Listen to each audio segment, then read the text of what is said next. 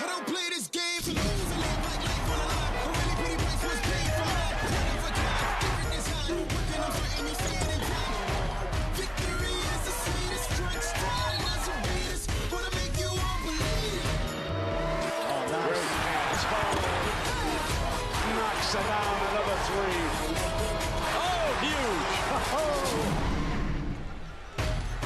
You are looking live at the Sprint Center in Kansas City, one of the meccas of college basketball. And tonight, in prime time, the Big 12 crowns a new champion. Two giant killers, the Iowa State Cyclones and the Baylor Bears, play for the title of the Big 12 Conference. Another great crowd on hand. Good evening, everybody. With Fran Fraschilla, we'll hear soon from Holly Rowe. I'm Brad Musburger. Thanks for dropping by. Fran, let's be honest. Wednesday night we started. This is not the final we expected. You know what, Brent? Is this the 4 and the 7 seed? Are these the two teams that were ranked in the top 10 in early January? Yeah. That speaks to how balanced this Big 12 conference has been all year. Both of these teams are playing great right now. Now, this crowd, again, is just outstanding, and many people have driven down from the Ames, Iowa neighborhood, graduates from Iowa State from all around the Midwest. Some of the Kansas folks sold their tickets this afternoon. There were scalpers on the streets. We've got another crowd in excess of 16,000. It has been unbelievable here this week. Well, you know what they said in Ames today? Last one out of town, turn the lights off, because they're all here. Well, let's take a look first at how the Baylor Bears got here. And remember, no team from Texas has ever won this tournament. And in the first round, Corey Jefferson led the way, and they bounced TCU. Then they came back on Thursday night for their second game, and they eliminated the number 2 seed, Oklahoma, with all 5 starters in double figures. Now Baylor forced to play 3 nights in a row. They knocked Texas, the number 3 seed, out. And Isaiah Austin now, after 3 games, has 17 blocks, a new tournament record.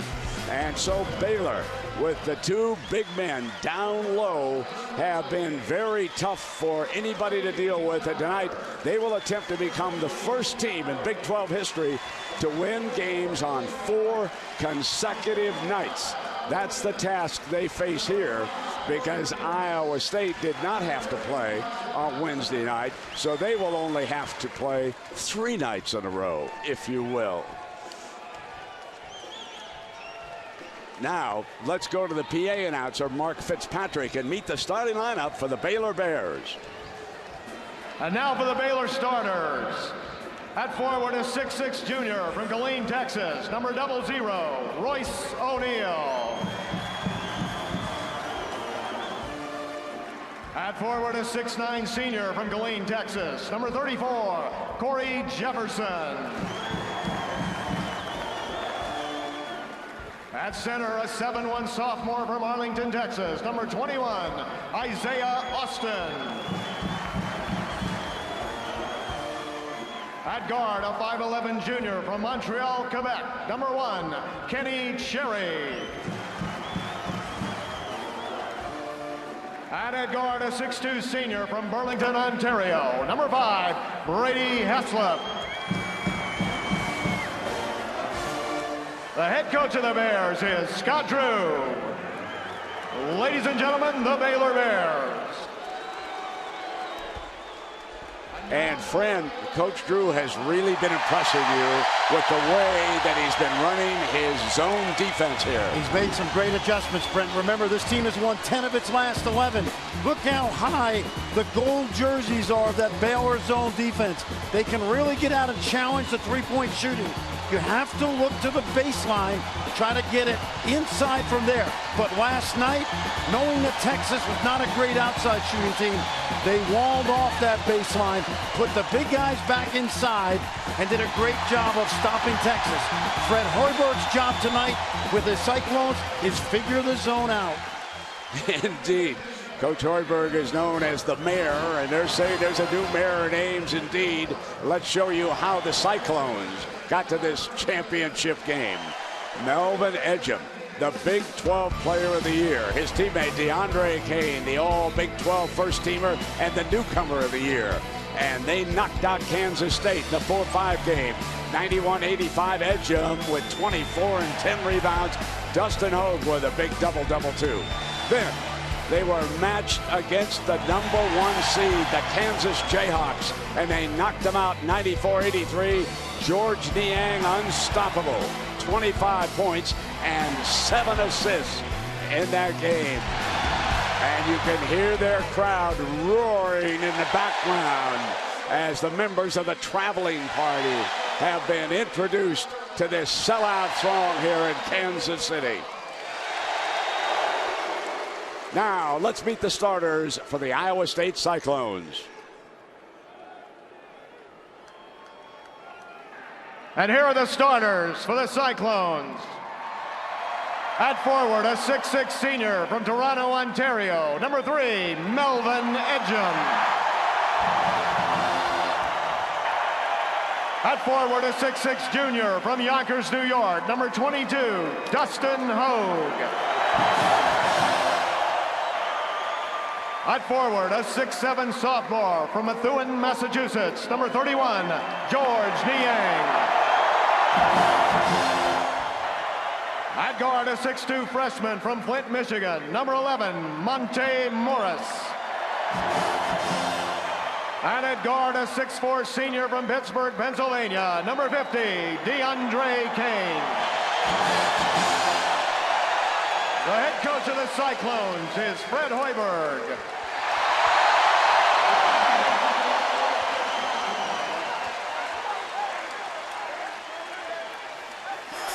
So the Cyclones getting ready around DeAndre Kane, the transfer from Marshall.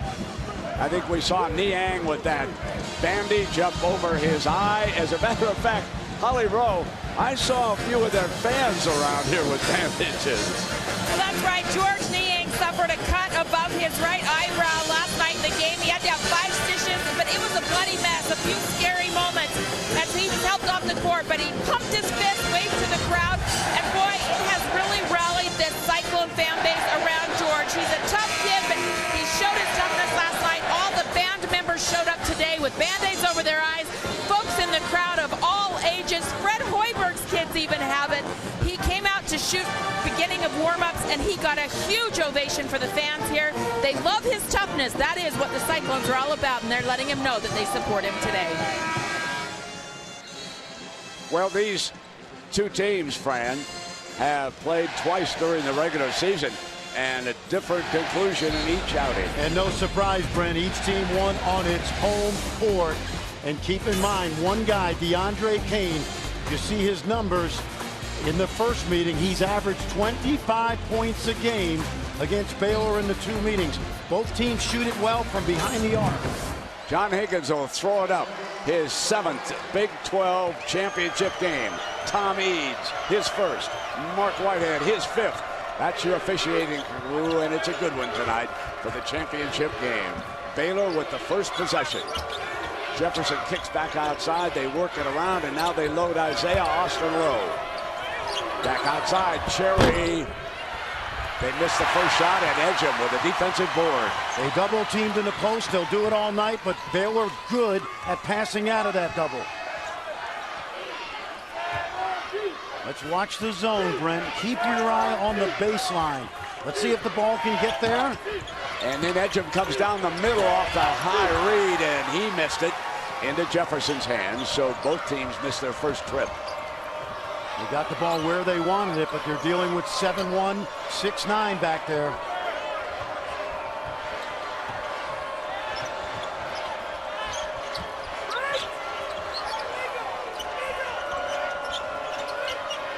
Niang holds his ground on Austin, who tries to back him down, spins into that feed area and misfires. Good defense by Niang. He was in early foul trouble in the last meeting.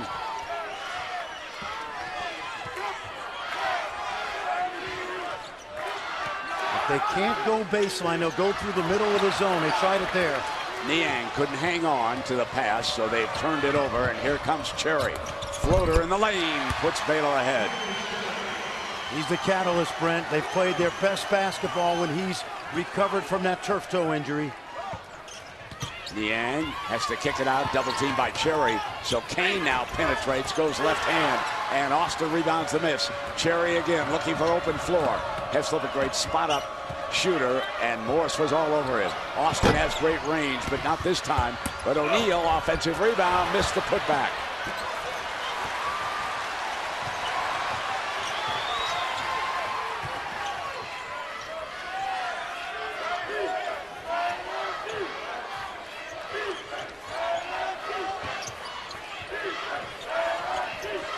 Hogue. It's been one and done for Iowa State. Iowa State's plan is good, but they're dealing with a very good back line of that zone. You know, friend, that zone is really moving fast. When the ball changes hands, it's almost like John Chaney back at Temple in the old days when they matched up out of it as you watch the Baylor Bears use that. Heslop open, great shooter, knocks down the three. He's been red hot, Brent. He's coming off 24 last night against the Longhorns, 6 threes. You folks at home, watch how quickly they move to the ball handler with this zone. Cherry, Niang over him, off the iron. Baylor basketball. Watch how quickly Brady Heslop just needs a little space to knock it down. Morris really good at trailing, but not quick enough that time. Early lead for the Bears.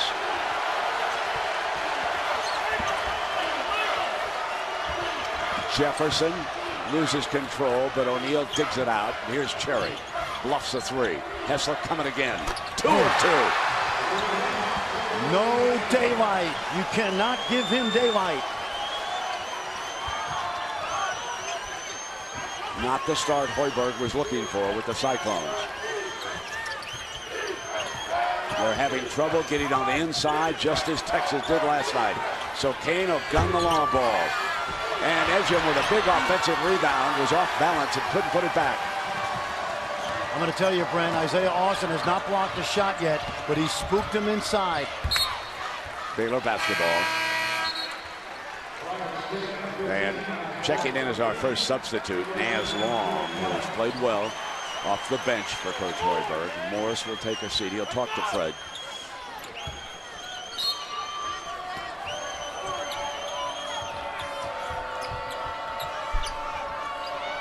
And Long's job right now, again, is to shadow Heslop. He's got to be a no-help defender.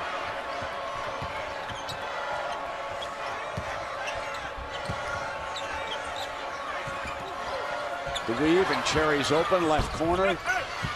Long rebound. O'Neal in the foot race with Edgem. And coming to the free throw line will be Edgem, and he was fouled by Cherry, his first foul. We're going to take a break here.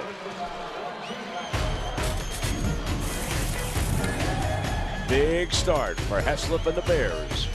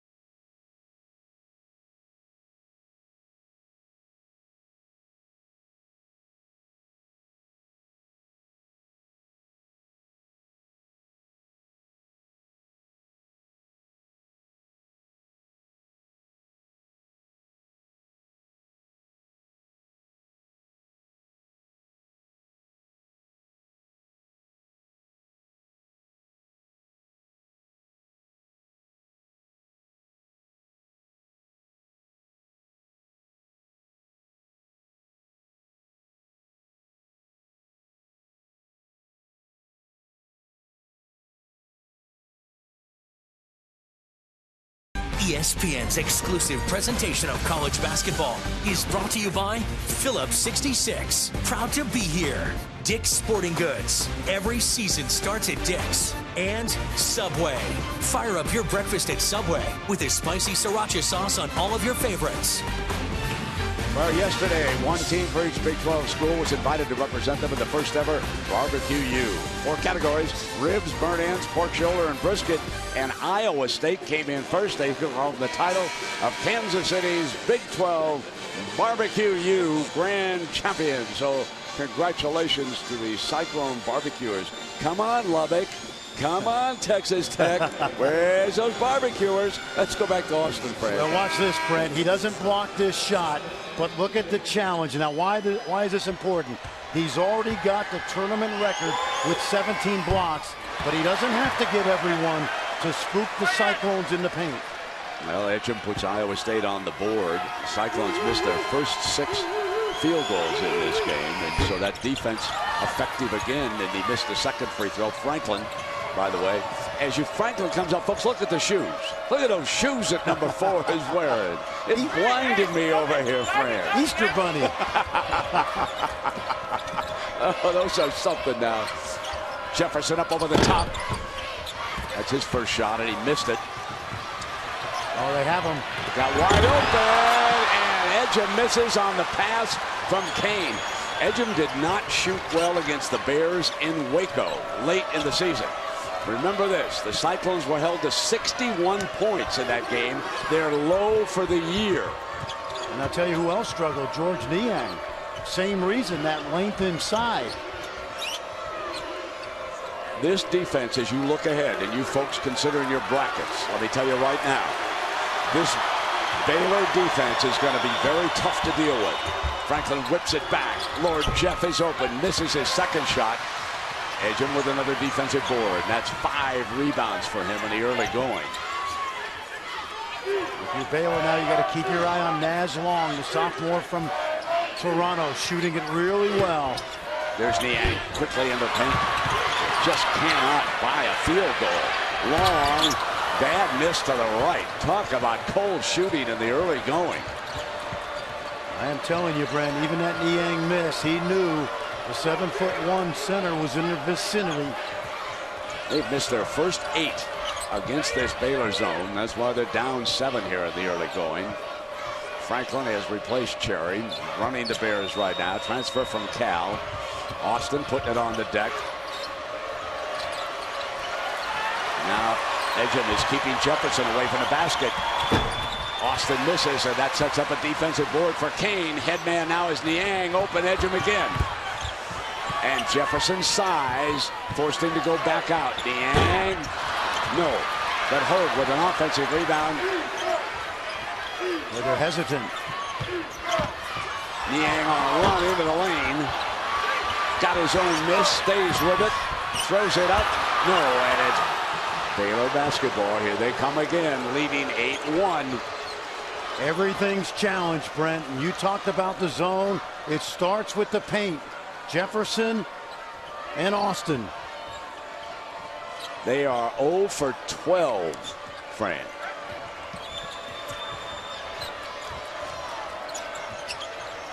Franklin kicks back out now. O'Neal will gun the long ball, and he nails the 3.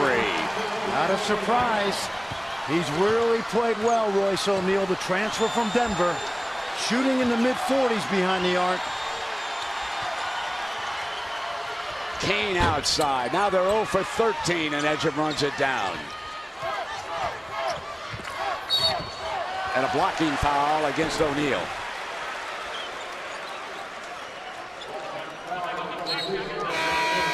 So that will be a storyline. May not be the first paragraph. It's going to be in the top 3 that the Cyclones missed their first 13 from the field against this Baylor zone. I think if you're Iowa State now, you've got to get out in transition and try to score some baskets before that defense sets up in the half court.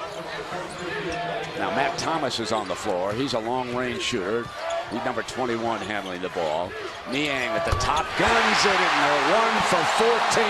It's a 3-ball. It's 11-4 now, and Naz Long knocks down the long ball at the top of the circle. So let me correct myself. I thought for a moment that was Niang, but obviously that was Long. Great drive, great give and go, tap back, no by Austin. They miss an opportunity. Absolutely, and I like the way Iowa State's pushing tempo here. Kane drives down, and he has put himself on the free throw line.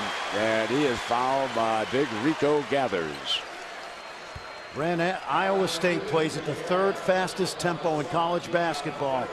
And so if you want to get easy baskets, get it up the floor before the zone is set.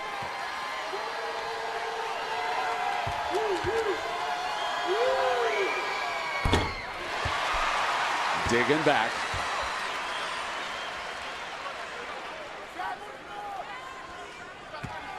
Coach Hoiberg on the sideline, always calm, and the players on the floor reflect that. They were not shaken after missing their first 13, and now it's 11-6.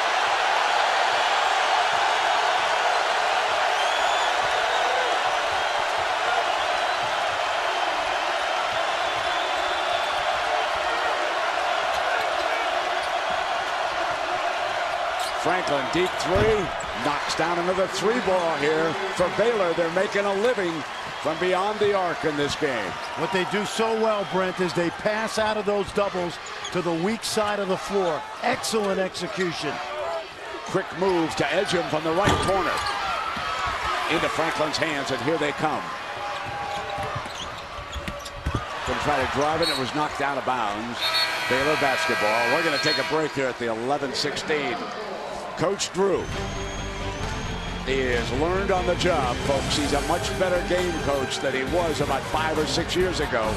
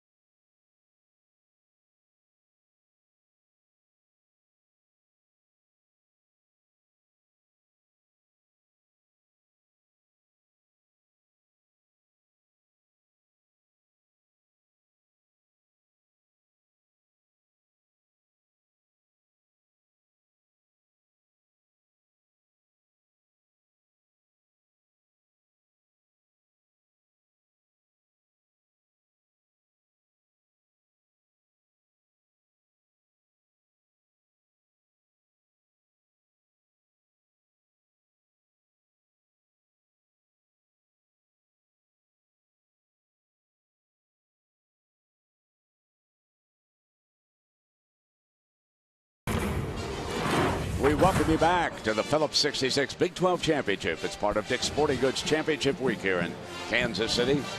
Baylor leading Iowa State by 8, Fran, and the Bears, they've been doing it an effective job passing the ball. They sure have, Brent. You know that Iowa State's going to double in the low post. Fred Hoiberg's going to bring that NBA style of double team. Watch Matt Thomas, number 22 in white.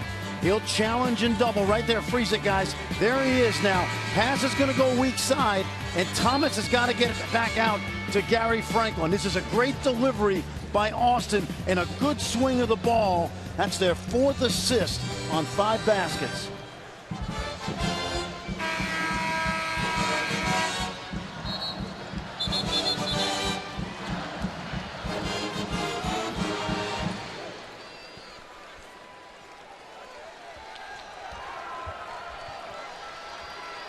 So Baylor basketball, 30 left on that shot clock, 11-16 here in the first half.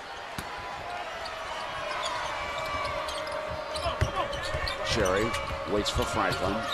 gathers, cuts into the lane, tapped back by Jefferson, no.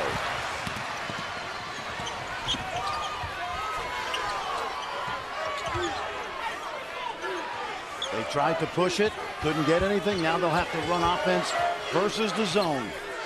Edozie on the floor for the Cyclones. This is another big body, number 42. He'll try to run it down, and he does. Edozie with good hustle for that loose ball. Saved it with now 10 on the shot. Niang kept working inside, and Edozie will be on the free throw line. I thought Niang had an open look on that shot, but again, that size down low. I think it spooks him, Brent. He's 0 for 5 tonight. He didn't hit a 3 in the first games. Take a look at his numbers, and let's see if maybe there is something there mentally. Because remember, he's only 6'7", and he's dealing with a very tall, imposing front line. Prince, who's on the floor for Baylor right now. He's 6'7", he's number 35. And Gathers is 6'8". Jefferson watching for a time. Jefferson coming back right now, and that allows Austin to get a break. This is the usual rotation that Coach Drew uses. I know you like what Edozie did yesterday. Absolutely. Eight solid minutes, 3 points, 3 rebounds. Prince jumps in and grabs that missed free throw. Baylor's up by 7 points here. Low scoring first half. Cyclones struggling against the Baylor zone. That's your headline. Watch this offense now. A lot of pick and roll side to side. Jefferson steps out. They haven't given him easy looks, so Prince will gun it to the outside. Niang cleans up. Thomas Jefferson's right there. Did not give him daylight. They really close. They have length and speed on this Baylor zone, and they really shut it down. This is the best zone defense I've watched this year, and it's gotten better throughout the season. It's been spectacular here in this tournament. Well, it was good enough over the last 5 years to get Baylor to 2 Elite Eights and an NIT title. I would say this season, Scott Drew used 70% man early in the year, but much more zone. And into Jefferson's hands off that miss as Iowa State continues to struggle. 1 of 8 shooting the 3 ball. 1 of 16 overall. That's just how effective that defense has been here tonight. And they quickly doubled on Prince, who's got that size advantage on Long. Now it's down to 10 offensively. Cherry gets past Thomas, pulls up with the J off the iron into Kane's hands. Kane in the lane, traveled. Well, you see the strategy, Brent. Iowa State wants to keep attacking in transition.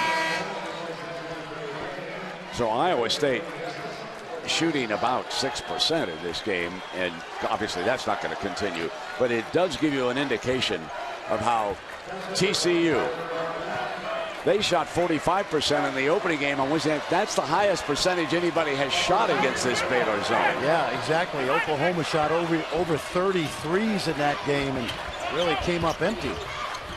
Austin kicks it back outside to Prince. Prince got an open J. That's a great look by Austin. He smells those doubles coming, and he knows where to go with the basketball. That's good IQ out there for the big guy. Morris back on the floor. Edgem is doubled. Niang down low, stays with it, and he's on the free throw line. Now that's where they would like the ball to go, to that short corner behind the zone, and then attack middle with that pass from Edgem to Niang. We watched it today at the shoot-around. Absolutely. Austin picked up that personal foul, and Niang coming up to that free throw line. You know, one of the problems with any kind of a shoot-around, when you're showing college players how to attack a zone like that, it doesn't move as quickly as it does once the game starts. Exactly. You know? Hey, Coach, where's that daylight we saw about 1 o'clock this afternoon? You didn't tell me about the 7'1" guy and the 6'9" guy, but and they're coming at me hard. And you know, Coach Hoiberg and I joked about that after the shoot-around. He said, "What did you think about what we were running?" I said, "It was really good against your walk-ons. Exactly. Now we got to execute it against these guys inside in green and gold." And with Austin and Jefferson staying in school, think of how much better they are. And yes, Joel Embiid, you should be listening to me. That's how much the big men can improve at the collegiate level. I think it's good news for Iowa State. They're only down 8. Austin does have great range. Not this time. Morris, very underrated point guard in this conference. Austin, though, that was a sloppy pass. And Edgem reaching back for it, and the foul is committed. And that's something you don't see very often. That young man, that's only his 23rd turnover of the entire season, Brent. I think he has the best assist turnover ratio in the country. I think I saw that. And it will be the best since they've been keeping that record back to about the late 90s, I believe. Now Heslop can't get a look because he had to reach back to grab that, and Austin's out high now for the screen. And it's not like Iowa State's playing bad defense against these guys. In fact, they played really well on that end of the floor. Austin in the lane. There it is, the 7-footer knocking it down. 18-8, builds a 10. Now Isaiah Austin is so much more aggressive than he was a season ago. And there's that zone. Watch O'Neal and Jefferson. Look, watch how far out they get to those wings. Niang, baseline pass. And Hove with one, coming to the free throw line. Probably the most underrated player on this Iowa State team. Take a look at this, and when you come back, he'll be shooting the free throw, Fran. Watch how they get this ball to the baseline, Brett. You can operate from down there, but you got to be strong inside versus the Bears.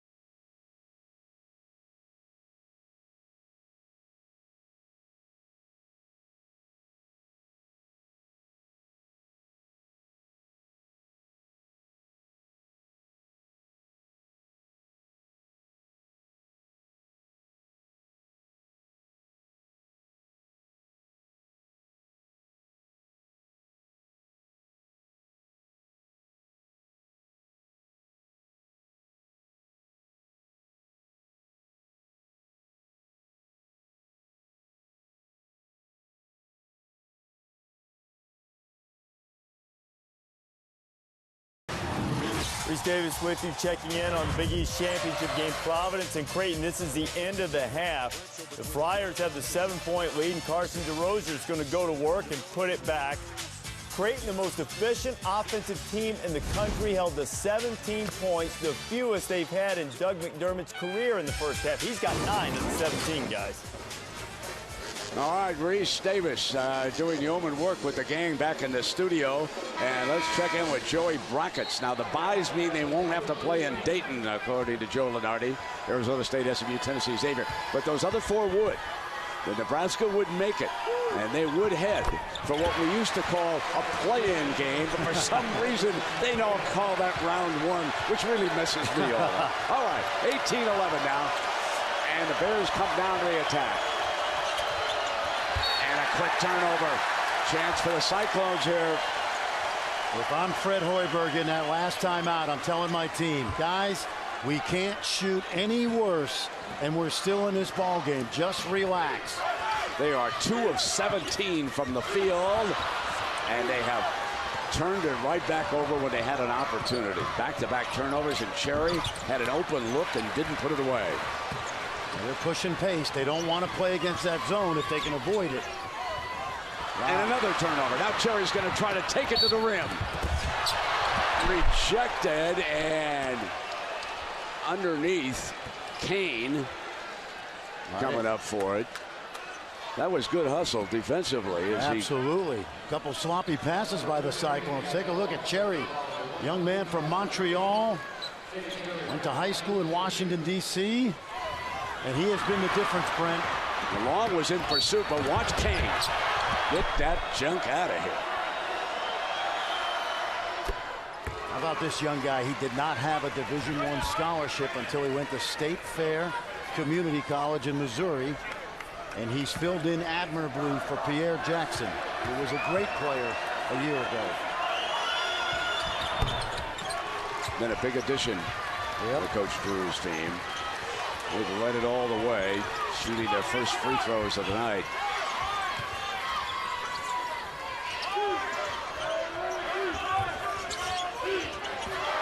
Having a hard time getting inside against this zone. What they worked on throughout practice. And there is Austin coming up. Now he rebounds the miss. Just altered it enough. Yep, another Niang miss. And remember how brilliant he was yesterday. I'll tell you who's good at that top of the zone, Brent. Grady Heslop is like the defensive quarterback. He's really good. A very good point. He's a very heady player. Played on the Canadian national team. As a freshman, Austin would have taken that shot. Now he passes it up. They get it in closer, and he comes back to the rim and couldn't get anything done as he climbs up the back. And Jefferson rising up for that shot, and he'll have a pair.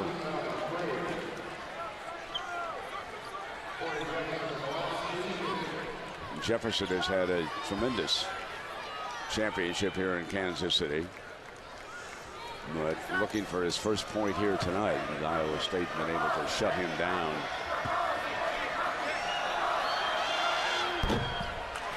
Struggling.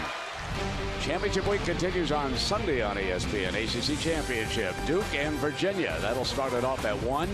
Then it'll be the SEC.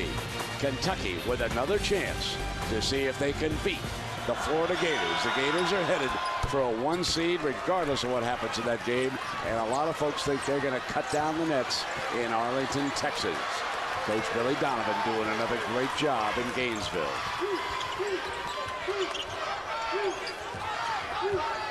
Watch out. Look at how high those Baylor wings continue to play. Not easy to shoot over Corey Jefferson.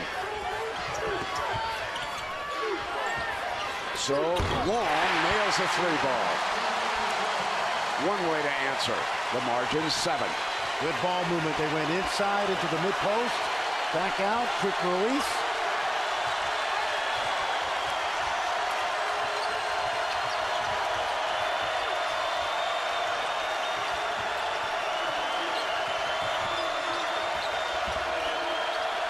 Edgem doing a job on Jefferson, who turns, rises, wouldn't stay down, and knocked out of bounds by the Cyclones. Amazing, Brent. When Baylor left Norman on February 8th, they were 2-8 in the Big 12. They ended up winning 10 of their next 11.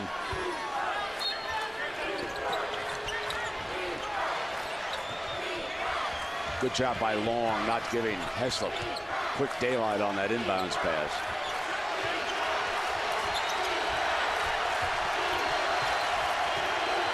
Heslop trying to come off a screen, and Long coming right with him. Bad pass. Edgem has the intercept.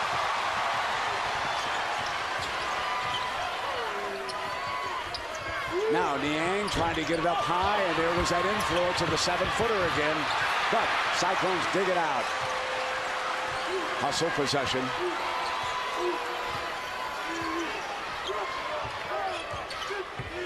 Oh, that's about Niang fumbles it. O'Neal Tries to keep it alive, scramble on the floor, still loose, finally picked up Bears. Here comes Heslop. Jefferson on the right. It's a three, and it's good for Heslop. That's a good decision. I think everybody thought he might throw the lob, but when you shoot it like Heslop, smart play. He's hit all 3 of his 3 balls. Kane gets it inside, and finally, and it was Thomas up over the top from that baseline. Notice how he had to loft the ball. Yes, he did. Floated it.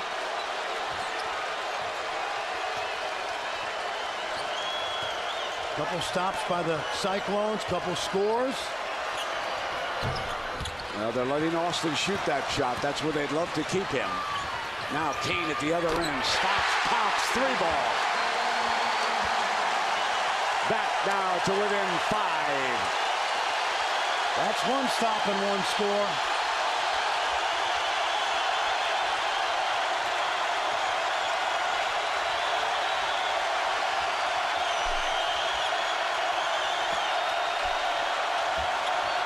Double on O'Neal. Picks up his dribble. Hits Cherry. Kane sticks with him.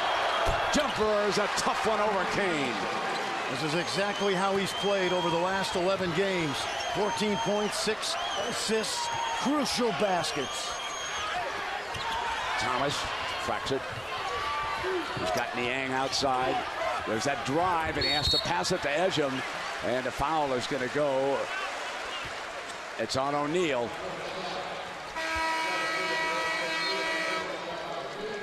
Kenny Cherry, Brent, from Montreal to Washington, D.C., to Missouri, to Waco, and Bear fans are loving that route.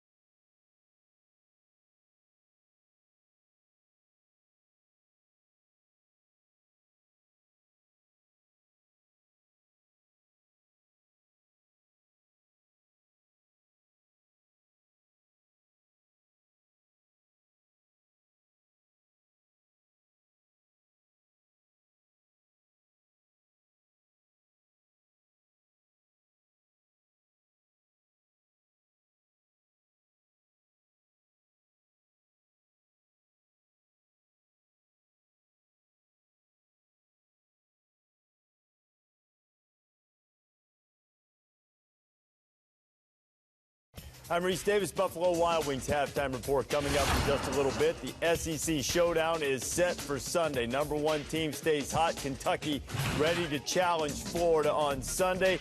And Arizona, number 1 seed overall, but they again come up short in the Pac-12 title game against the Bruins. And Reese, New Mexico, rallying to beat San Diego State at the Mountain West Championship in Vegas. And, of course, it'll be all Michigan at the Big Ten. And how about Danny Manning's team, Fran? Conference USA champions, the Tulsa Golden Hurricane. Danny Manning in his 2nd year. You know, I think you called a couple of his big games when you were right out of college in 1988, right? Right here in Kansas City. Old Kemper Arena. Yes, beat sir. Oklahoma for the championship. Ejim knocks down the free throw now. Now, to give you an update on the zone defense and the effectiveness, these are the percentages that TCU, Oklahoma, Texas shot. And tonight, Iowa State up to 23%. That's their high water mark. But, Fran, you said during that commercial, Iowa State is going to be in this all the way. They're going to make a run, Brent, at some point. They got too many weapons on the floor.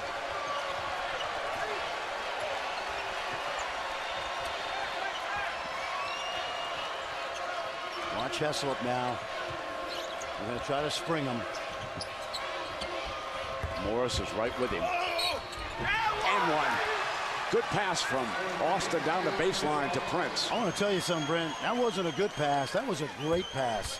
For him to recognize the double coming from the top, and he spun baseline and then found Prince, that was an outstanding piece of basketball IQ right there. Iowa State with only 14 fouls, and Baylor with 7. We're at the 2:16 mark of the first half. Up by 8. Baylor has led by as many as 10. And if you just joined us, the Cyclones have never been ahead of this game. They've missed their first 13 shots from the field.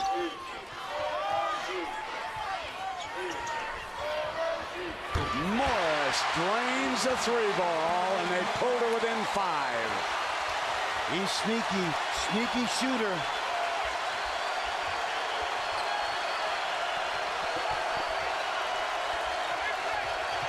So far, Jefferson has been stopped by Edgem. They can't get Jeff going. Prince attacks, and a foul is going against Iowa State. That's on Thomas. The reason he got that drive, Prince, is the passing out of the post has been superb. By the time Thomas closed, Prince was gone.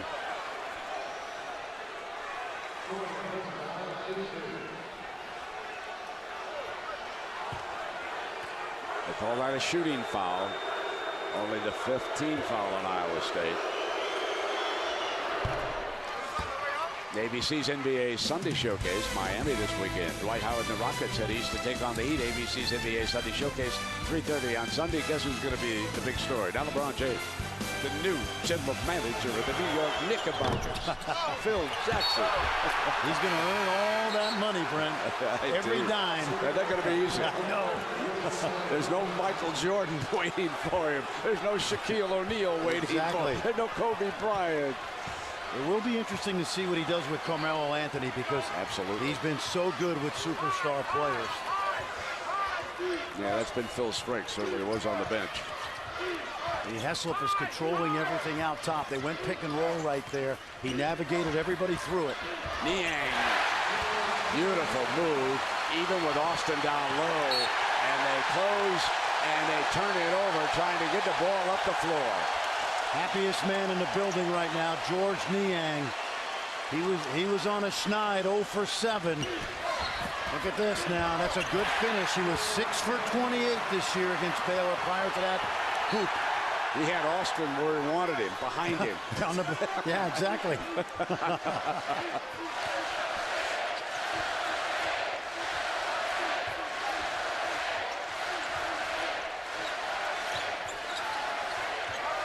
They're trying to get the ball into Niang, and Heslop's doing a great job.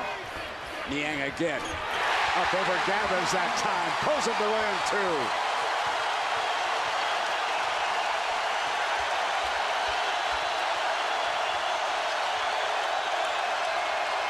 Both coaches have their use it or lose it timeout left.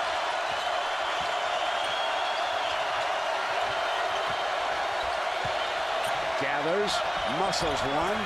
No. And it's coming the other way. Over the top.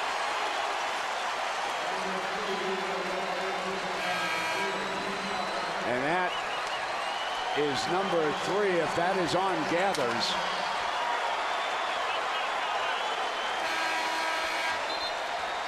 Baylor was never able to pull away while Iowa State was struggling to score the first 12 minutes. When you think that the Cyclones missed their first 13 from the field, trailed by 10, now with a chance to tie it before the intermission, but they can't hit the front end. Last shot time for the Bears.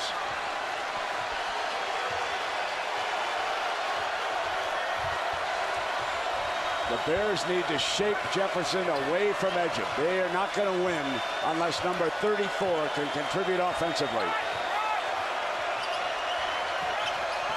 Watch the pull-up. High pick and roll, and it will be Cherry who is fouled. And Edgem. Brent, Edgem needs to know that Cherry 80% of the time is going to shoot the pull-up there. And that was Jefferson who set it up. When he came out to screen, he brought Edgem with him. Exactly. Edgem on the switch. He was stuck, but you have to know the scouting report. Very rarely will Cherry drive it. I think they want to see where he was when he was shooting the ball. He's in three-point territory right there, Fran. Yep. See, Edgem tried to stay vertical, but his hands came down, broke the plane. Listen to the crowd. Are we in Ames? No, we are not. Everybody in Ames is here.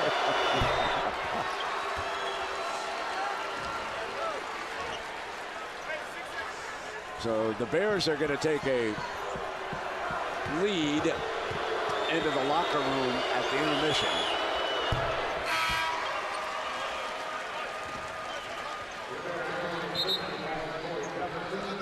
We're going to take Jefferson out. They did not take O'Neal out. He's got a couple of fouls, which sort of surprises me for the last 2.7.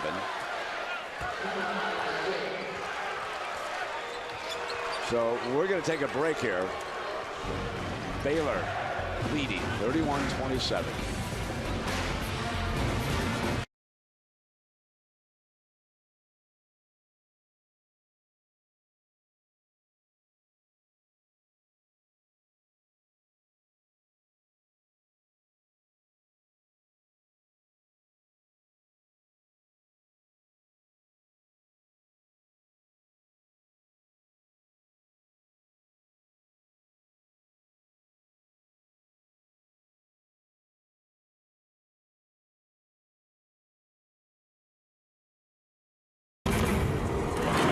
Phillips 66 Big 12 Championship. It's part of Dick's Sporting Goods Championship Week. Kansas City, the Big 12 final. Baylor trying to become the first Texas team ever to win the Big 12 tournament title. Keep your eye, Brent, on this 2.7 seconds. See if Fred Hoiberg's drawn something up to get a look right here. And now Drew wants to have a timeout defensively.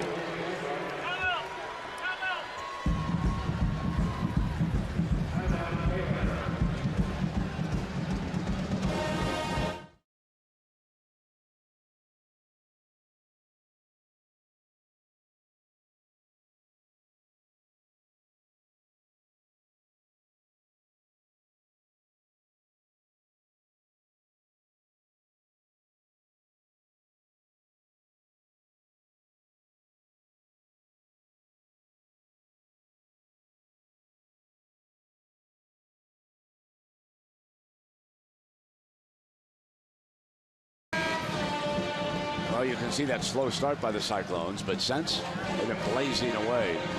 8 of 12, trailed by 10 twice in this game. Now down by 5. Kane, long attempt at the buzzer. Had a chance on that. Gotta look. That's all you can. That's all your coach can do for you. Get you a look.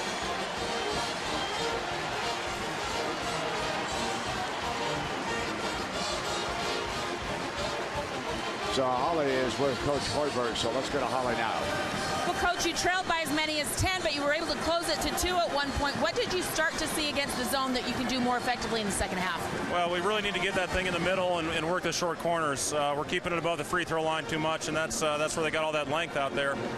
We did a little bit better job as we went on. We missed some easy ones early. Might have affected our confidence a little bit. We got a little bit of a rhythm there at the end. Hopefully we can continue that in the second half. You are flashing George Niang in the middle. He is getting some looks. So how do you instruct him not to alter his shot or be tentative again against that length. That's the one thing we talked to him about is you got to go through a shot blocker. You can't try to go over him. He finished his last two, which was good to see. Again, we'll get him going there in the second half and hopefully get some actions that can expose that zone. Thank you. Thanks. He's one of the best, folks. Played in the NBA for 10 years, known as the Mayor in Ames, Iowa. But here he trails 5-5. It's 32-27. Now let's go to Reese Davis, Seth Greenberg, Jay Williams with the Buffalo Wild Wings halftime report. Take it away, Reese. All right, Brent. They are going to try to drop some ball plays at halftime. We'll see how it works. 5-point lead for Baylor. Big East Championship, Providence and Creighton. Doug McDermott's gone for 30-plus in the first two Big East tournament games. McDermott in the early going. Little floater to beat the shot clock. Creighton up by one. Providence controlled much of the first half. Yeah, Providence played that zone, made it very difficult for Doug McDermott to score. And then look at attacking the rim offensively, driving the gaps, Coach. Tyler Harris went in to score. Carson DeRozier's put back, Seth. Carson DeRozier's the Wake Forest transfer, stays with it. Bryce Cotton's ability to get in the lane, make plays will be a key in this game. Providence has the lead. McDermott has 11. SEC semifinals. Kentucky taking on Georgia. Oh! How about Aaron Harrison driving and finishing? Marcus Thornton inside for the Dogs. Georgia scrappy. Down just by 4. But Julius Randle said. Terrific job in transition, running that lane. Kentucky did a great job of sharing the basketball, and they were connected defensively. Andrew Harrison rattled in the 3. He had 9 assists. His brother had 22 points. James Young finishing off. And the Harrison twins playing like the players we thought they were going to be at the beginning of the year.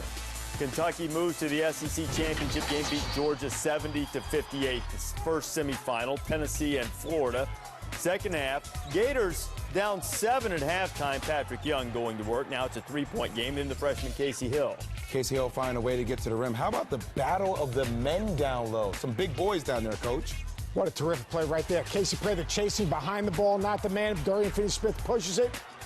Michael Frazier knocks down to 3, the first lead for the Gators. That play pretty much epitomized the type of team Florida is. When Jordan McRae hit this shot, it ended a 9.5-minute field goal drought for Tennessee. But as you just saw, Florida had a 6.5-minute drought of its own until Young hit that one. Florida wins at 56-49, but a good, tough performance from the Volunteers, who expect to hear their name called on Selection Sunday. Florida's going to be a 1 seed. Joe Lenardi told us during game day that maybe the Gators are already the #1 overall seed. Doesn't mean they'll beat Kentucky on Sunday. What do you expect to see in that game? I expect to see 4 seniors playing together. I expect to see a team whose roles are defined. They play with no ego. They embrace their roles. They champion the roles. They play together. I expect the Florida to find a way to win this game. Let's be honest. I don't know what to expect from Kentucky.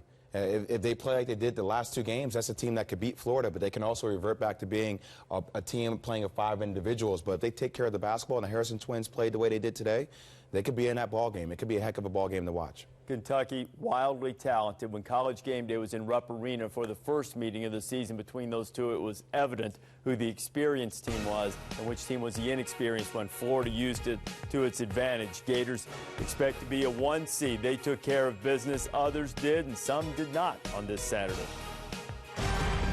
ESPN's exclusive presentation of college basketball is brought to you by Diet Dew, the only diet with dew in it.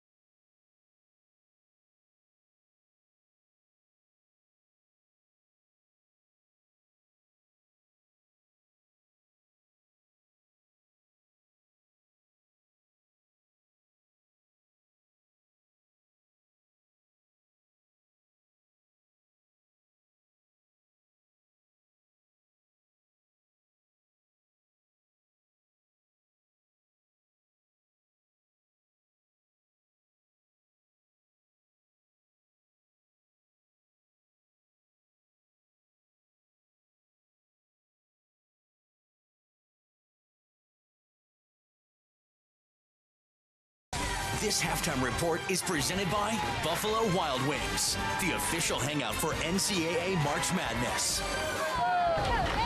Big Ten semifinals, Michigan, Ohio State. Aaron Kraft and the Buckeyes got down by 16, but as is their custom, they came roaring back. LaQuinton Ross sticking with it, Seth. And LaQuinton Ross is aggressive. Ohio State is a different basketball team. Nevertheless, points in the paint, Sam Thompson. Sam I slam on the nice feed from Shannon Scott. Nick Stauskas throwing it in reverse and finding some friendly weekend banking hours. Stauskas can't get that one to go, but a huge offensive rebound from Karis LeVert. Buckeyes fouled Spike Albrecht. He made 1 out of 2, so now Kraft has a chance to tie if he can get a 3 off. He said the ball just slipped out of his hand. That type of thing will happen. 72-69, Michigan gets Michigan State Sunday for the Big Ten Championship. Title game in the American. Louisville going for its 3rd straight conference title. Won the last 2 years they were in the Big East. Russ Smith, Montrezl Harrell. UConn cannot handle Montrezl Harrell. No, especially when you go to block the shot. That's where Montrezl Harrell has a dominant performance, playing the pass lanes. Once again, this is what Louisville is great at doing. Russ, did Russ just go Euro on the people? Euro to his left hand. 19 points, 5 steals, 71-61. Louisville wins its first and only title in the American. They're going to the ACC next year. UCLA and Arizona, Pac-12 title game. How about Jordan Adams? The Wildcats all over him. Bruins up by 3 late. Nick Johnson for the tie. Blocked. Gabe York gets a great look here, Seth. That one was room and rhythm. The first one, pretty good job taking Nick Johnson out of the play. UCLA suddenly playing defense, playing tough, and looking dangerous. 75-71, the Bruins are the champions of the Pac-12. Joe Lunardi's latest #1 seed. 4 to Arizona, Wichita State are absolute locks. And Joey Brackett says perhaps, given Michigan's resume, that even should the Wolverines lose to the Spartans in the Big Ten championship game, that maybe Michigan is still a lock for that last #1 seed, as Villanova has now been displaced as many expected they would be. Michigan in that last #1 seed, is that as it should be? If Michigan wins the Big Ten, I think they deserve the #1. If Michigan does not win the Big Ten, I think Louisville can get that last #1. They passed my eye test. If you look at the way they're playing, offensively, defensively, their ability to play at different levels on both sides of the ball, I like Louisville to have a chance to be a #1. Okay, let me ask you this. Let me clarify. Can or should are you saying about Louisville? I think Louisville should be a #1 if Michigan loses. What say you? I don't think Louisville should be a #1. I don't think they did enough in their non-conference, even though they dominated the AAC. I think if Michigan were to lose to Michigan State, then the winner of UVA and Duke should get that last #1 seed. That sounds good. But how many teams from the ACC are going to go to the NCAA tournament? 5. How many teams from the American are going to go to the NCAA tournament? 6? What? I'd say 5. Five, You know what I'm telling you? Both teams probably played a very similar schedule within the league. The bottom part of that. I understand that. I don't know about that. Here's a story of a man named Brady who was lining up a 3-ball of his own. Heslop 9 points in the first half. Baylor on top of Iowa State by 5.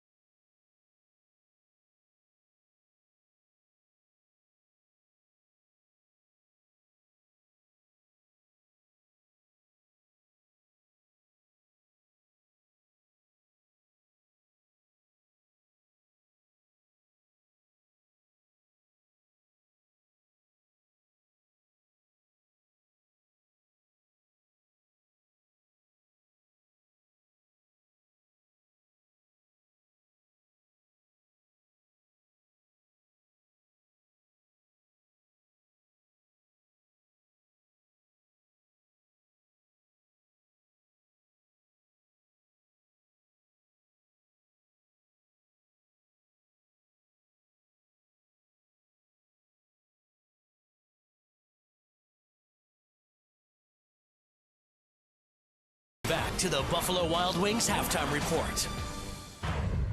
10 automatic bids left to be claimed. Sunday, 1 o'clock Eastern on ESPN, the ACC Tournament Championship. Duke and Virginia. Virginia the 1 seed, Duke the 3 seed in that tournament. Cavaliers trying to win the ACC tournament for the first time since Tony Bennett was 6 years old, 1976. So we talk about Duke and the 2 lottery picks. What's the biggest advantage Virginia has against the Blue Devils? I think there are 2 slight advantages. I think number 1 is Mike Tobey, Anthony Gill, and Akil Mitchell down low. And I would give London Parentes, just with the way he's been playing lately, a slight advantage over Quinn Cook. I think the one chance they have is they have a guy that actually can match up with Jabari Parker. Akil Mitchell has the size, the length, and the athleticism to defend him on the perimeter and in the post. Justin Anderson, too, on Rodney Hood. That's going to be one heck of a matchup to watch. In the first matchup, Duke won a close one in Cameron Indoor Stadium, despite the fact that Virginia had a furious rally to come back late and had a great chance to win that game. Ought to be a classic Sunday on ESPN.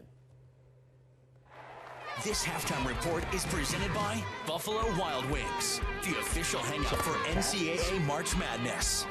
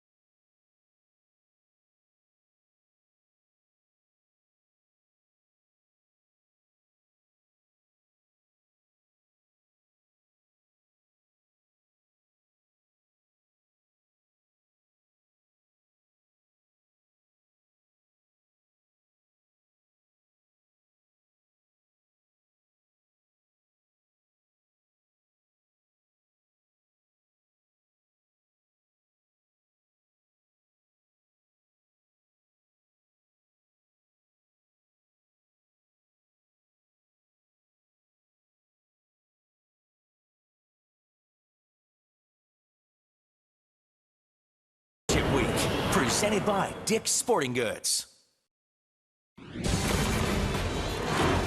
Welcome back to the Phillips 66 Big 12 Championship. It's part of Dick's Sporting Goods Championship Week. The Baylor Bears with a 32-27 lead over Iowa State here. Baylor trying to become the first team from Texas to cut down the nets at the Big 12 Championship. Iowa State, the 4 seed, trying to win their second Big 12. And Fran, now this is just against the half-court zone, not overall, but here's how they've struggled. Well, you see it, especially the turnovers, Brent. And if Fred Hoiberg's making any adjustments in that locker room at halftime, it's going to be how to get the ball into the middle and behind the zone without turning it over. Yeah, it was interesting what he said to Holly. They get to that short corner on that second pass when they get it into the middle. And he's still got to deal with the 7'1" guy in the middle who's been a factor today. Yeah, there's no question about it. Niang's shot was really excellent. And now, Holly Rowe, you spoke with Coach Drew, what did he have to say? Well, I asked him about the legs of his team, 4 games in 4 days. I said, will you massage their minutes here in the second half? He said, no way. We're trying to win a championship. The kids had great energy coming out of the tunnel. They huddled up together. They were all shouting and yelling, 20 more minutes, 20 more minutes. Some of them said, guys, we got to turn it up on the defensive end. Brady Heslop told his teammates, this first 5 minutes is the most important.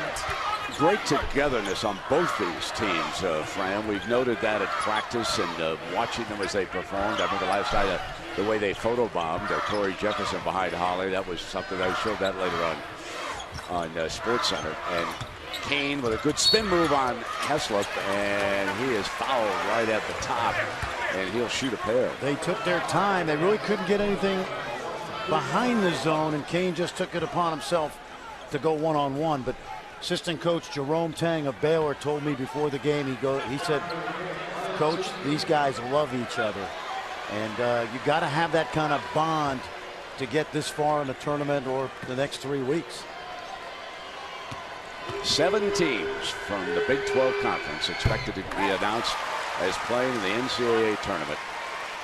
And in the first half, Heslop leading the way along with Kenny Cherry. Remember, Kenny hit those 3 free throws late in the first half, so both with 9 points there. And now Iowa State closing in. They've never led, if you just joined us, and they were down by 10 twice in that first half. There's Cherry, pull-up jumper off the front of the iron, but there's Jefferson knocked away, and he's fouled. Well, Jefferson and Austin, they were only 5 of 18 in the paint, Baylor, in that first half, so they're going to be more effective inside where they have an advantage.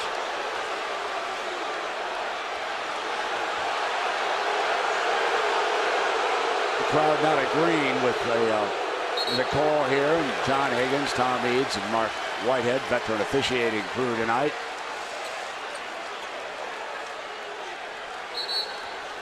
And it will be ball out of bounds. Jefferson was going for the rebound, not in the act of shooting when Kane fouled him. Heslop looking for the catch and shoot, and Morris closed him out fast. Morris is their guy that guards players like Heslop and Forte during the season. He gets through screens very effectively.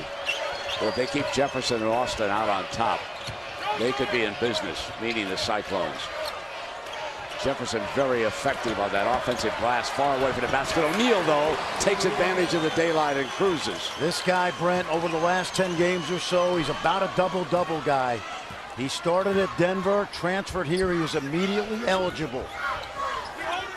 Edge him down low with Austin. Now he'll step out high for that high screen, looking to get it in, and they do it to Niang. Austin's there, and Niang stays with it.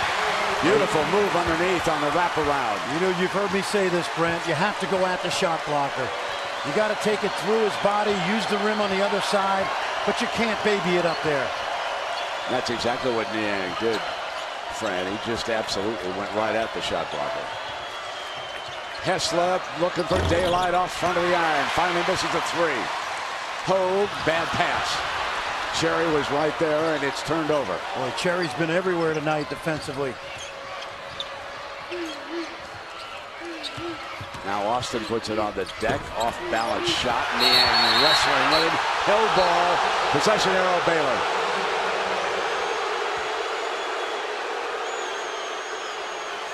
These 3 refs are getting a lot of help.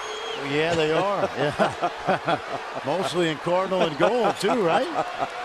We told you everybody in the eastern part of Iowa, at least in the Ames area, Des Moines is here. Jefferson into Austin with the jump hook, and that'll work. Absolutely. We've seen a variety of effective moves by Isaiah Austin this tournament. Yeah, remember, he was out on top, wide open underneath. Hogue flushes. And wave it off. Now, they had a moving screen inside, Brent. That's why Hogue was so open. They worked on this today. They want to screen the middle of the zone. But Tom Eads thought they had a little more extracurricular activity. Watch the lane. Watch edge him inside. And this is a big whistle. Yeah. Because that's number 3. Yeah, and it's a good call. He displaced the defender. All Edgem had to do was stand still, and Hogue probably would have got to the rim anyway. That's a big turn of events in this game. Yes. He's been playing terrific defense on Jefferson. Now here's Jefferson. He's going to rise right up. Missed his first shot. Now Hoga jumped out on him. Hoga, of course, did a great job defensively on Wiggins of Kansas yesterday. Whip it inside. Here he comes again offensively. Hogue missing that time. Tracked down again by O'Neal, who you've talked about, Fran. See, Jefferson's got Niang on him down in that low block right now. O'Neal will feed him. See if the double comes. It did. Kane just enough to influence him and make him give it back outside.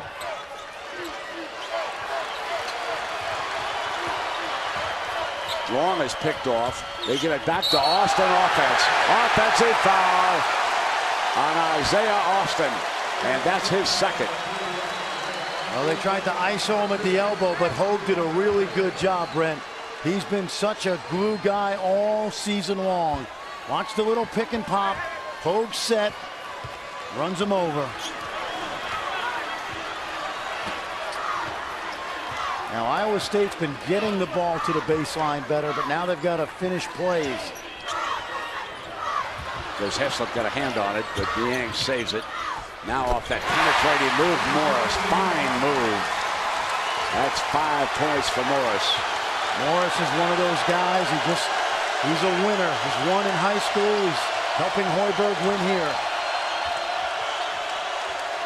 Where they want to keep Austin is outside that arc. Niang trying to keep him away from the basket. Now they load Austin, and then they double with Kane. They've got him sealed on the baseline. Out to O'Neal, the three, and that's the answer to that defense. Absolutely, and you see Morris can't come over and help on O'Neal because he's got to worry about Heslop at the top of the key.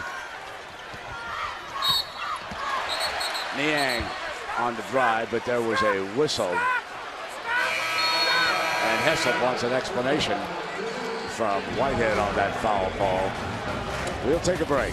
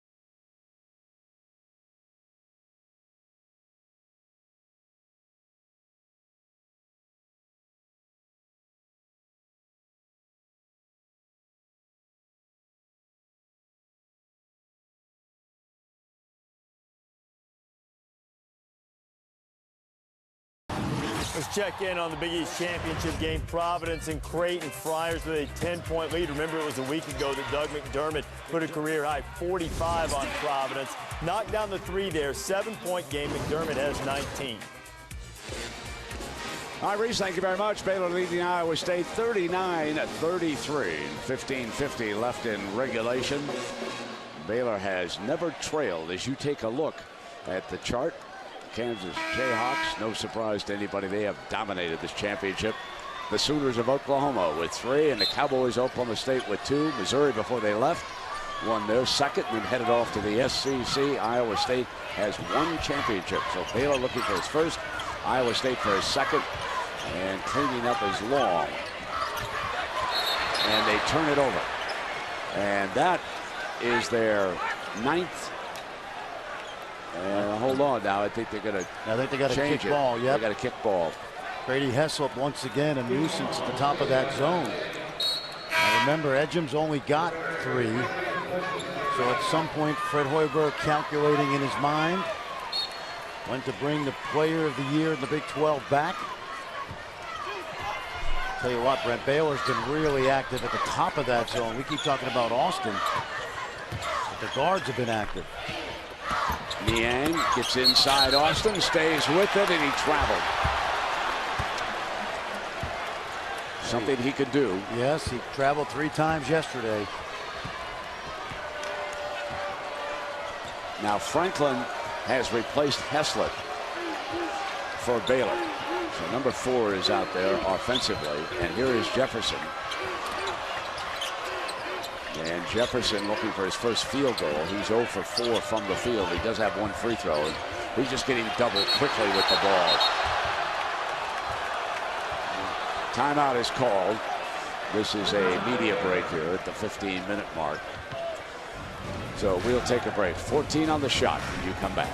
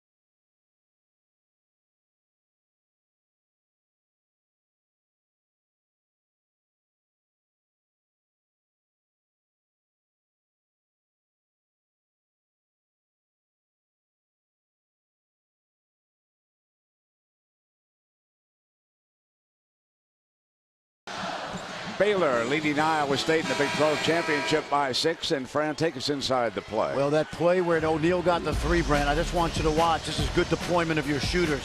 Because Morris has to stay home, he can't stunt over. He's got to stick with Heslop. So when the ball goes inside out, O'Neal's going to get a good rhythm shot back. And that's a good job right there of the Bears playing some inside out hoops. Shot clock number moving down toward 10. There's O'Neal kicking it back on the outside to Austin, and now they're down to about 5 seconds. Now they've got Cherry 3. He's got to take a deep 3. Battle for the rebound. O'Neal's alone, puts it back. Much of the year, Baylor had a donut hole at that wing spot. But since O'Neal's played his best basketball lately, he's a huge lift. Kane jump stop into. That's how you attack a shot blocker. Exactly right. You got to go body to body whenever you can.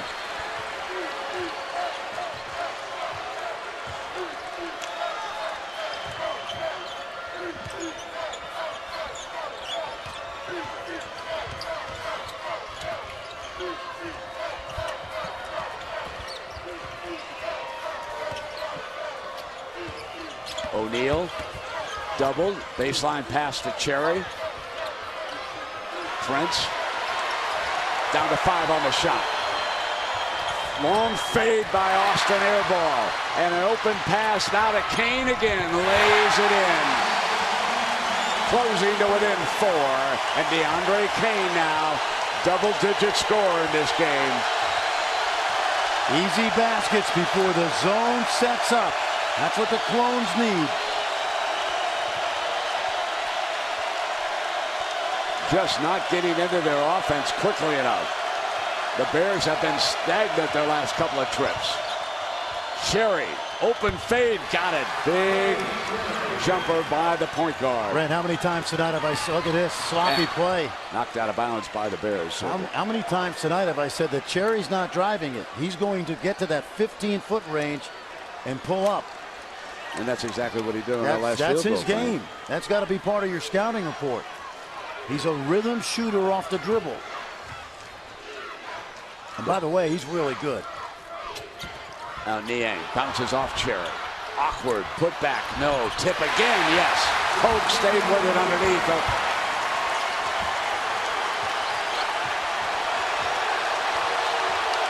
Back to within 4.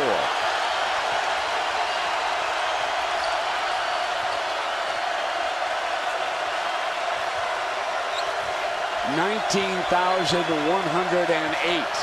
And it sounds like 19,000 are out of Ames and Des Moines.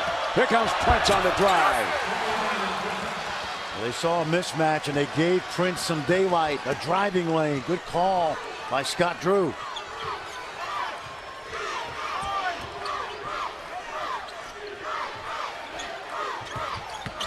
Hogue in the paint, has it stripped away. Underneath, clean up. Hogue stays with it again. What a battle.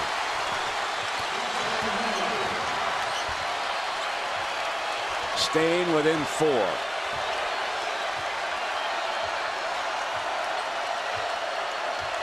And they're liking this pick and roll here. Cherry again. Just what you said, coming off the pick. He's a 1 or 2 dribble pull-up jump shooter. You can't say enough about the Baylor Bears for the 4th consecutive night. Here they are playing, starting back on Wednesday. And Holly, I'm sort of curious because they didn't come over here to shoot around. Tell me about how they've rested and what they've been eating over there. Well, I spoke with their athletic trainer, David Chandler. You know, they're the only team that has attempted this before as recently as 2012 to play 4 games in 4 nights and try to win. He said, you know, we're eating better. We have learned that rest and recovery. So the players text pictures of what they've been eating to their athletic trainer and their strength and conditioning coach, Trailer Milton. Here's what they had for pregame meal: chicken and steak fajitas. They said, we've known all along rest, recovery, and hydration are the most important things to having fresh legs. But our players this year, for the first time, are actually buying into it, being accountable with what they eat. And they've had great energy here in the second half. And Holly will tell you, Brent, that when Brady Heslop went on those long trips this summer with the Canadian national team, he had to text Charlie Melton as well. Edgem is back in. Sorry, he's been fighting some foul problems, but number 3 is back.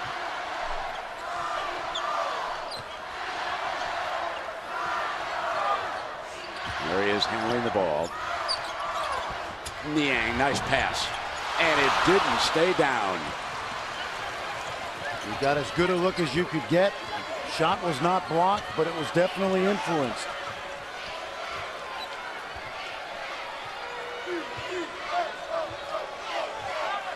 Scott Drew right now is orchestrating every possession from the sidelines when they're not in transition.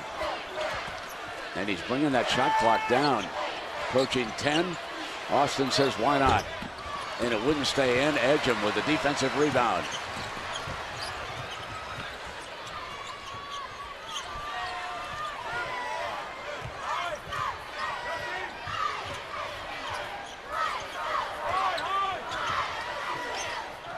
Kane sealed up on the outside by that zone. Gets inside, and that's an offensive foul. I think there was any question about that. Yeah, that was a really, really good possession by Baylor, Brent. There were no openings in that zone. Kansas City, just a great site for a conference championship for the next 2 years. The Big 12 will be right here. Tonight, the Baylor Bears against the Iowa State Cyclones.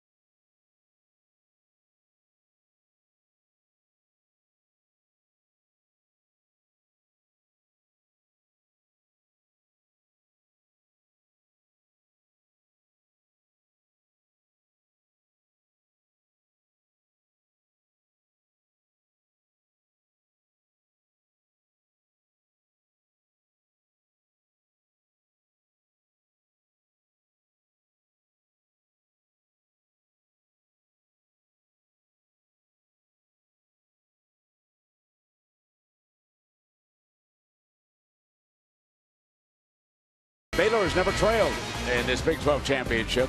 A couple of times up by 10, now lead it by 6. If we take a look at our tournament challenge resume, brought to you by Acura. So when you take a look at this, with all those losses, but the fact that they're red hot, having won 10 of the last 12, where do you see Baylor? Well, Joey Brackets has got them a 7, Brent. That's about right. But boy, I'll tell you, they've been to 2 Elite Eights in the last 4 years. And how about this? They've been knocked out by the eventual national champion twice, Duke and Kentucky. I wouldn't want to play these guys if I were a 2 seed in the round of 32. So go to ESPN.com, sign up for the tournament challenge, and then send a little note to Warren Buffett and tell him you're coming after his billion. So here we go, 47-41 now, 10.5 minutes. Oh, Kane's going to guard Cherry now, so that's a little bit different matchup. Size. And Jefferson away from the basket. Finally hits his first field goal of the game. That's great execution. They have to guard the baseline with Jefferson's man because that's where they push the ball. Morris took a look at Niang. Instead, they hit Edge, and Edge on the drive. Good. So Edgem responds with his first field goal. And that's big. Edgem and Niang were very quiet in that loss in Waco a couple weeks ago. It's interesting how they went back-to-back, Jefferson and Edgem, with their first field goals of this game. And then here's O'Neal cut off at the baseline by Long. Great defense. And a foul. Franklin.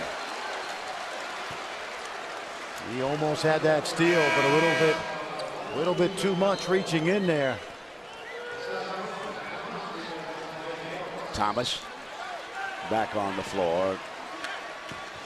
He's out there with Long. Kane.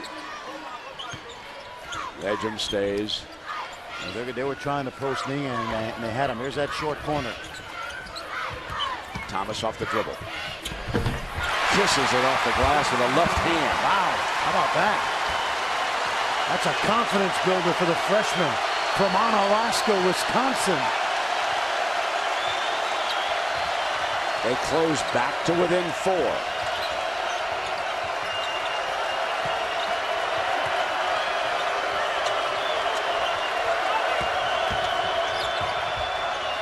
Pass to the corner again and sealed up as Cherry. Franklin off the dribble. Gives it stripped away from Jefferson. Numbers, Edge on the drive, gives it up and laid in by Kane. Two within two. Matt Thomas with a good look ahead to Edgem. Edgem finished it to Kane.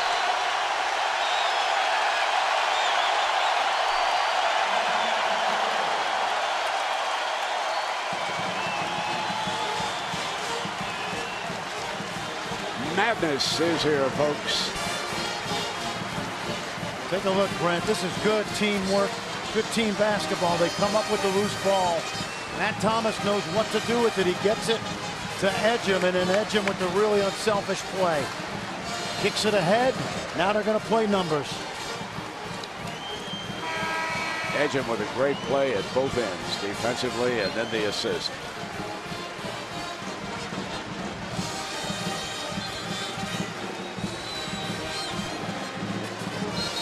The way our season has gone in the Big 12, we're going to have some fireworks down the stretch.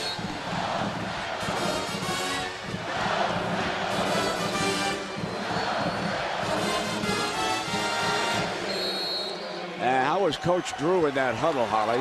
Well, guys, it was a quick one, but he was bouncing up and down on his toes, yelling. He is encouraging his team right now.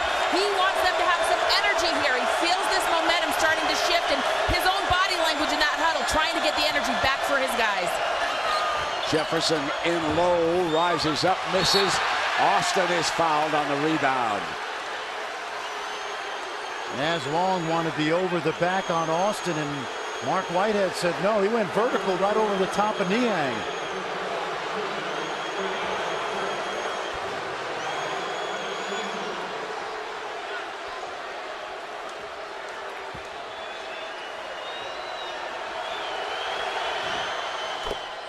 Let's not forget, Brent, Baylor basketball is one of the great rebuilding jobs in the history of college basketball. No doubt about 11 years ago, the program was in dire straits. And reaching over the top on the missed free throw. And that could be Jefferson. So Franklin replaces Cherry. Let me check that. It was going to be on Prince. I thought for a moment it was Jefferson, but that's on Prince. O'Neal has 2, and Austin 2, Heslop 2 for the Bears. Edgem playing with 3. Battle underneath. Austin wraps it up. He's outthinking himself. He had a chance to go up on the strong side, and he tried to wrap it around. Austin was waiting on that side.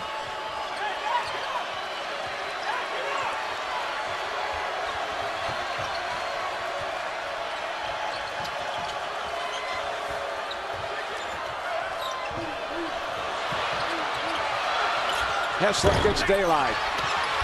Austin has it stolen away on the rebound. Edgem loses it right back.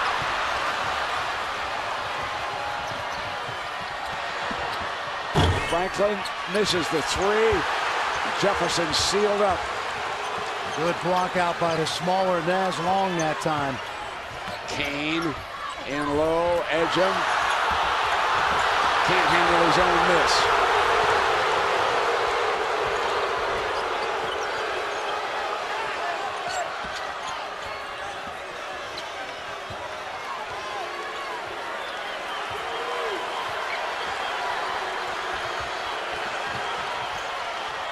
They feed Austin in low and the double team on him.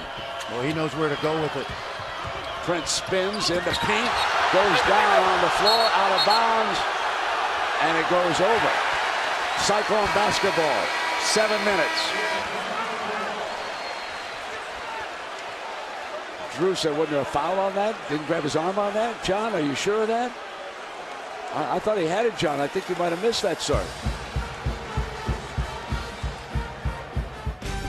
ESPN's exclusive presentation of college basketball is brought to you by Phillips 66, proud to be here, and Dick's Sporting Goods. Every season starts at Dick's.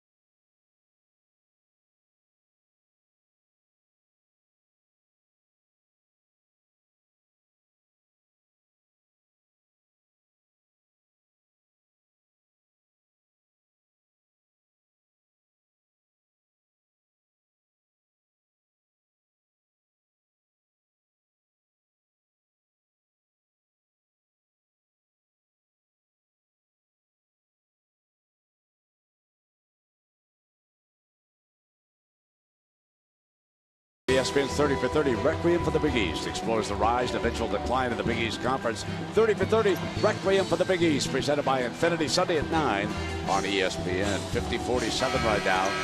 Baylor with the lead over Iowa State. And when you went to commercial, you saw Coach Drew had a point. It looked like Niang took Prince to the floor. That's a foul. That's maybe not an easy call because they didn't make the call, but certainly a foul there. You got three guys that have been in the Final Four, three outstanding referees. They don't get them all right. They missed that one, and Scott Drew did have a point. His team has never trailed.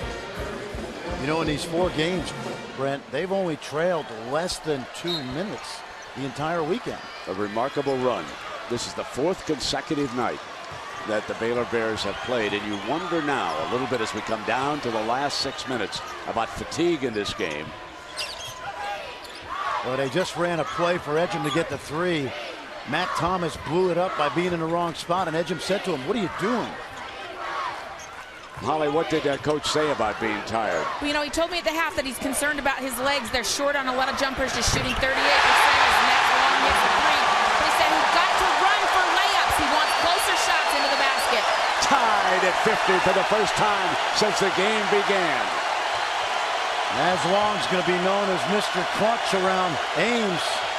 He's made some incredible shots this season. Jefferson could have tired legs on that J. Now looking for their first lead of the night. Oh, Naz wants to pull the trigger. Remember, he hit those last-second shots twice against Oklahoma State when they were much needed. For the lead. Edgem. They put that play in this morning, and they got it right the second time.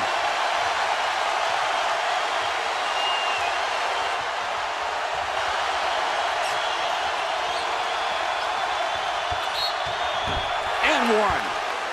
Austin will shoot for the tie. Oh, a huge move by Isaiah Austin. What a transformation. Mom loves that move. This is a guy that shied away from contact as a freshman, Brent, and he can go over both shoulders. That is a tough move. Deadlocked at 53 with Lisa cheering on her son.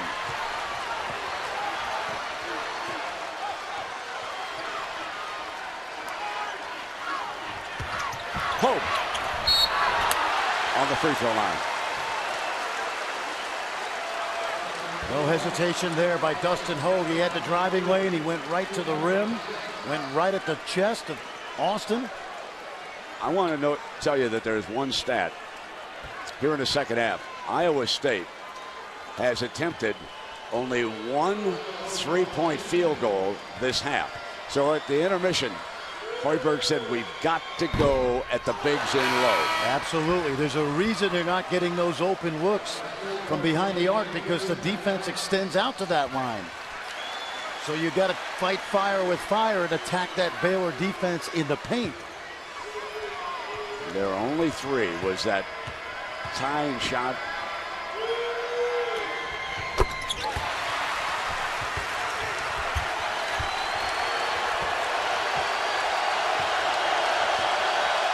Up a point.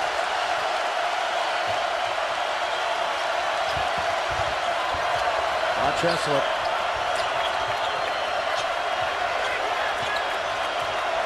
Edgem has done a brilliant job defensively on Corey Jefferson. And now Kane still has that assignment of Cherry. He's not going to drive it, Brent. He wants the jumper.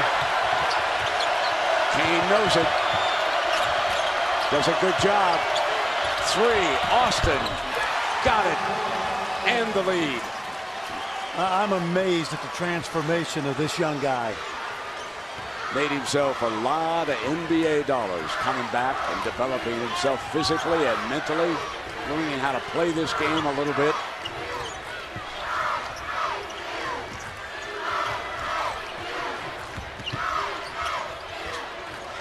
Jefferson knows Hogue can put it on the deck. And so can Niang. Niang drives on Heslop. Cyclones lead. 5 stitches or not, he's going to the rim. Hessel trying to get free, and Long chasing him, fouled him. Fortunately, only the 6th foul for the Cyclones, so Hessel will stay off the line.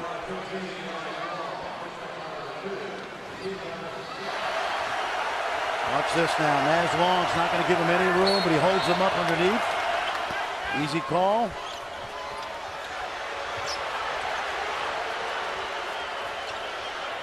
Heslop, they lead on his 3 ball. His 4th 3 of the night. How about him?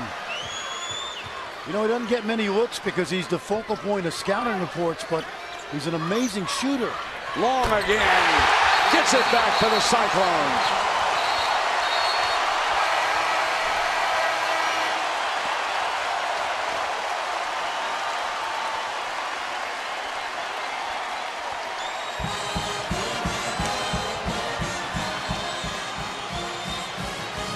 I don't know about you, Brent. I'm going to put my seatbelt on. I'm going to just go along for the ride. The next 3:42 in the Big 12. You know what they say in horse racing? Down the stretch they come.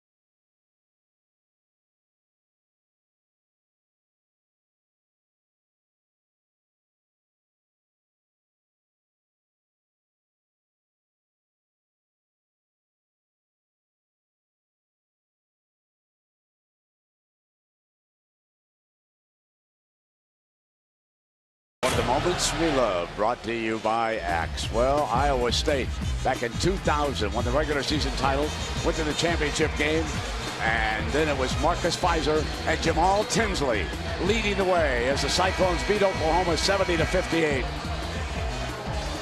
Their first championship in 55 years of any kind, and their only tournament title, and they'd love to be taking that trophy back to the trophy case in Ames, Iowa. I think they can find a spot for it in Hilton Coliseum. You know, they've taken only 3 threes now, and they've made all 3 for Coach Hoiberg here in the second half. Up by a single point. Baylor with only 1 timeout remaining, and Iowa State with 4. And Kane's going to stay on Cherry. That's 6'5" and 5'11".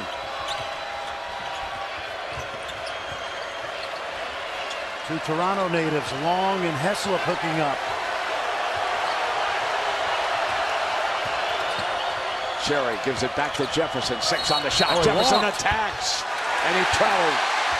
He took the bunny hop, Brent. He went 1, 2, 3. Easy call.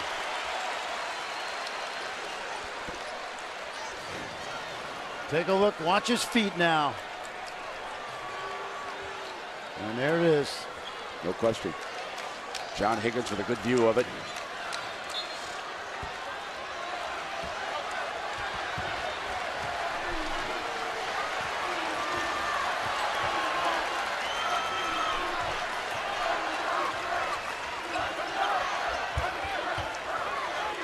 Not only they're 3 for 3 behind the arc, they're 10 of 17 inside the arc this half for Cyclones.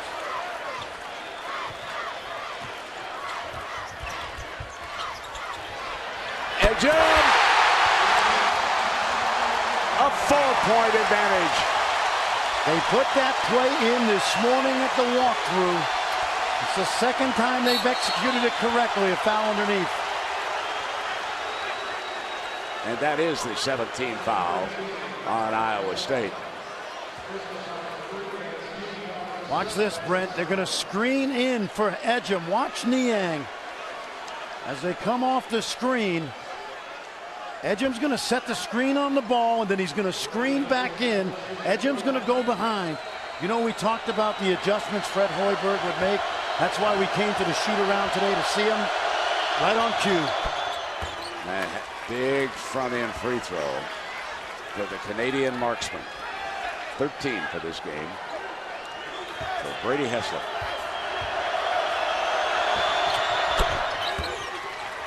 Pulls them back to within 2.5 minutes now. Pretty good all-Canadian team in the Big 12, huh, this year? Indeed.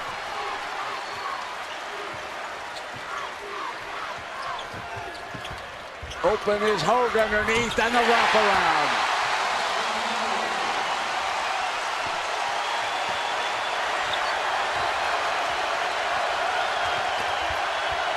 Well, Heslop was really working long to get open. There's the double. And a foul. Kane was closing in.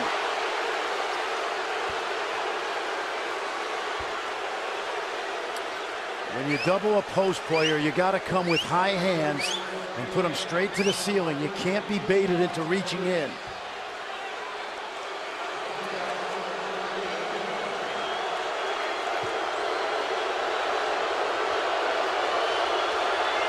Huge front end. Rattles out. And it goes the other way. Jefferson fouled Niang.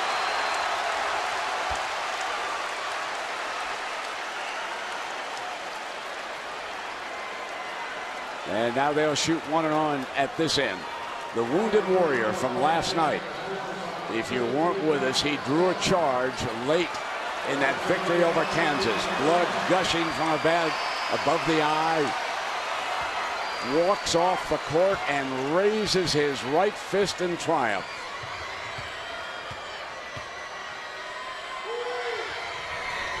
This was last night. And watch him take a huge charge.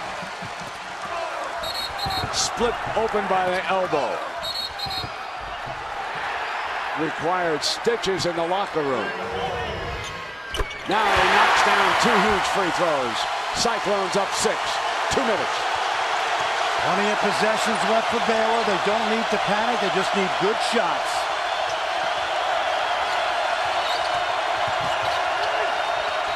O'Neal. Iowa State rebound. DeAndre Kane has done a very good job down the stretch on Penny Cherry. Size has bothered Cherry.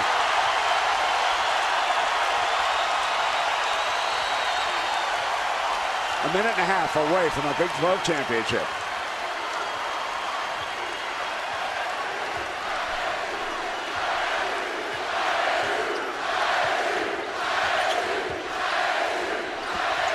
Kane on a run, lost it. But it was hit by the Bears, so it will be their ball, but only 3 seconds. They've got to remind themselves with 3 left on the shot clock.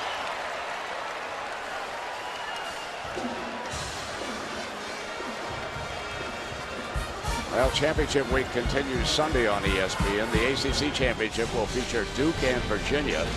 That'll be at 1 p.m. And then at 3:15, we'll go down to the SEC in Atlanta. Kentucky against Florida. Fran, I want to ask you about the Florida Gators because you have seen them personally. Everybody's #1 Can they go advance to the Final Four and win it all? They've been to 3 straight Elite Eights, Brent. It's a typical Billy Donovan team in recent years. Lots of seniors, lots of veterans. Absolutely. I think they're the best team going into the tournament. Highest probability of winning it all. Obviously, a lot of things have to go right. Excellent point guard, good size inside, lots of versatility. Yeah. You know what the officials are checking over here is who this ball went off of. I originally thought it slipped out of Kane's hands. That's what I thought, live, but. Oh, there you go. Did the hand come from behind and knock it out? That would be my question. Did Cherry? Yeah, I think it did there. Remember, in the final 2 minutes of a game, or the final 2 minutes of overtimes, you can go to monitor when there's a dispute as to who knocked it out and check. It's got to be indisputable. They've already made a call that has awarded the ball to White. You know, we got a shot of Doc Sandler, one of the assistants for Coach Hoiberg. He's done a terrific job, especially defensively with this. Absolutely. Iowa State team helping out. Oh, and they're gonna say that he. Yeah, it looks like they're reversing it. They're saying that Kane was the last to touch it. You know, once it was hit from behind, it looked like it slipped through Kane's hands. It was very hard for me to tell. I know the Cherry came in behind, but it did look like Kane might have just touched it as it went out of bounds. So the officials have made their decision, and this is huge for Baylor. Down 6, a minute 17. Cherry working away, and Hogue is all over him, and they use their last timeout. None left. Oh, I love what they just did. They didn't guard the ball. Kane stayed in center field because he's guarding Cherry, and then Hogue just bulldogged him into calling that timeout. Watch what Hogue does, Brent. You've been chronicling the effort he's made all night. Now they can't throw it long because Kane's waiting. So instead, Scott Drew's got to burn the final timeout. I'll talk about Selection Sunday now. ESPN has a couple of shows that you want to check out. 5:30 SportsCenter will cover the bracket announcements. Then at 7, the experts will break it down. 2 hours of bracketology. Selection Sunday on ESPN at 5:30 at 7 Eastern. Coming your way. You know what I'm excited about right here? Fred Hoiberg, oh, it's a new shot clock. You know, if we could give an award to the 6th man of this game, it would be this crowd. It has been Hilton Magic. That's the name of the arena, what it's called in Ames, and it has been that here tonight, Holly Rowe. This Iowa State team has sold 3 times as many tickets to the tournament. That's before they got into the championship game. People started driving from Ames. I had one guy tweet me and say, hey, I've been driving overnight from New Mexico. As soon as they were in the championship, people came from all over. They want to be here. You guys, you can see clear up into the corners. Everybody is here for Iowa State. They're a minute 17 away from the championship. They lead it by 6. Keep your eye on Kane and Cherry. They load Jefferson off the glass, comes back, and follows it up. And it's a 4-point deficit now. Final minute. Good quick move that time. They wasted very little time. This will probably be the last time they play the possession out.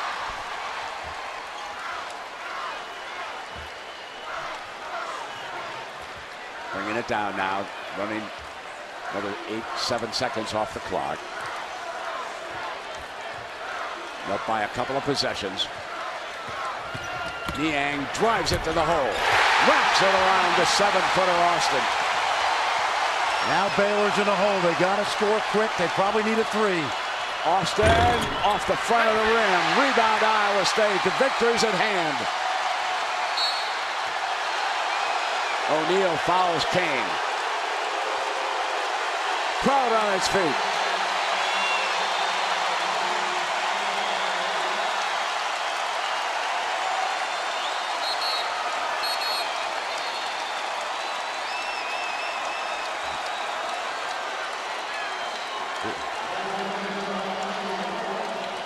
And maybe that will be permanently attached here in 24.8 seconds.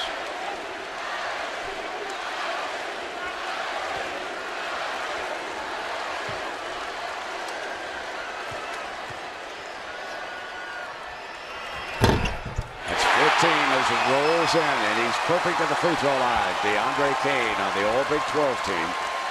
How about this, Brent? He transferred from Marshall, spent the summer in Ames. There was no letter of intent, so he could have left anytime he wanted.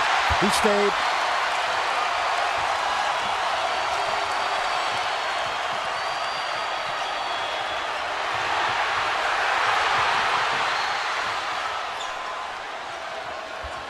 O'Neal guns the long ball. And that trophy you just looked at is going back to Ames. Coach Fred Hoiberg. And Iowa State will win the Big 12.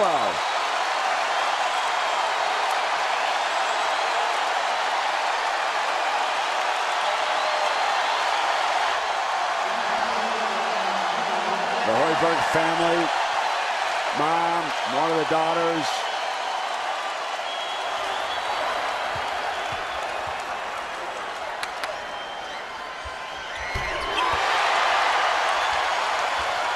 If I had a vote, I'd put Hogue on the all-tournament team. I think he has done so much dirty work for this team. Well, there'll be 3 guys on that all-tournament team, and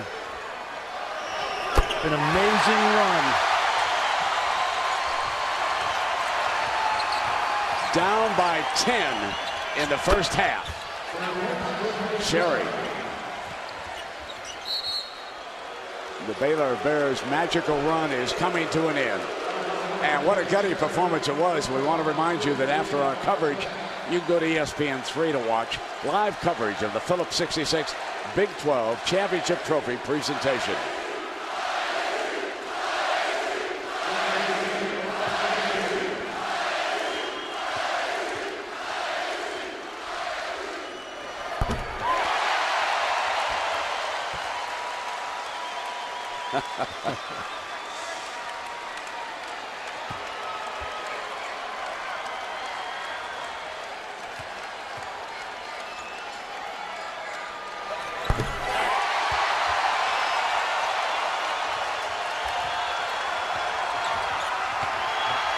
Iowa State wins the Big 12.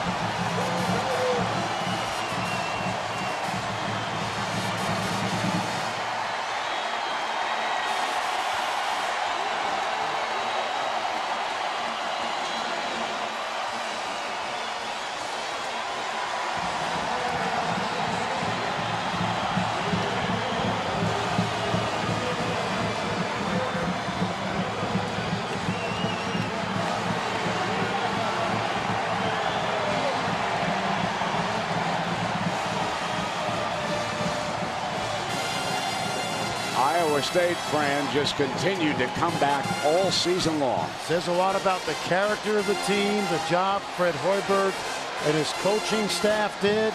They've got veterans like Edgem and Kane, young guys like Niang and Thomas and Morris. They were ranked in the top 10 early, Brent. This is indicative of the way the league went this season. Holly Rowe is standing by with Melvin Edgem. Let's go to Holly. Well, Melvin, this was not easy for your team tonight. What was the biggest challenge you overcame in the second half to win this championship? Man, you know, they were playing hard, but we knew we could put it up. We can take it to another gear. We weren't playing our type of basketball. We started rebounding, we started executing, getting shots, and we ran away with it. We started playing our type of basketball and didn't let them limit us. You're a senior, the Big 12 Player of the Year. What does it mean to you to go out on top like this? This is amazing, man. These guys have been saying it all week. They're doing it for us, doing it for the seniors, for the team. It's our goal all year, and we finally completed. It's an amazing feeling. To go out with a bang like this is amazing. I couldn't have a better year. What did this crowd do for you? These people who came and traveled to support you here. Man, they're crazy. Look at it right now. I don't see any Baylor fans in here. It's amazing. These guys been with us the whole year, showing us support all year, and this win goes to them, man. They're an amazing support group, and our fans are the best in the country. Earlier this week, DeAndre saw the trophy, and he said, wow, we got to take this home. How can you believe you actually did it? Yeah, no, man, we knew we could do it. We had the team, we had the people, we knew we could get it done, and it was only a matter of time. So we're excited, we got it done. We knew we could do this, and it's just an amazing feeling. My teammates played great. George balled out, Johnny played amazing. Naz came in, was knocking down everything, man. These guys were great. It was an amazing win, and it's, one for the program. How do you build on this for the NCAA tournament? Keep it rolling. We're not trying to stop. This is a train that's not stopping anywhere soon. So we're going, and we're just going to enjoy the ride and go as far as we can. Thank you, Melvin. Thank you. All right, Holly. One of the leaders, George Niang, with a great performance yesterday against Kansas. And once again, Iowa State wins the Big 12 tournament 74-65.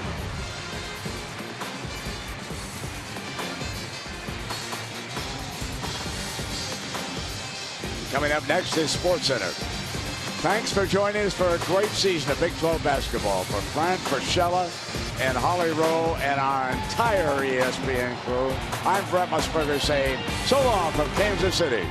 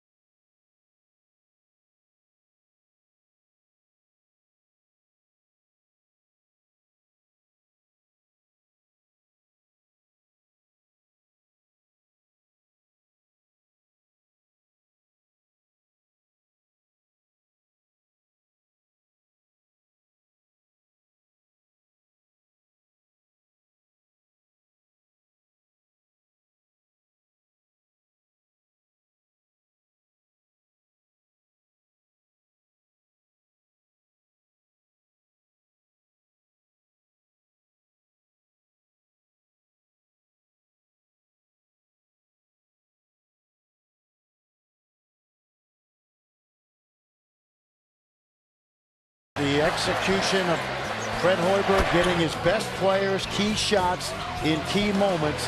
Edgem came up big, and then how about the drive by Niang late?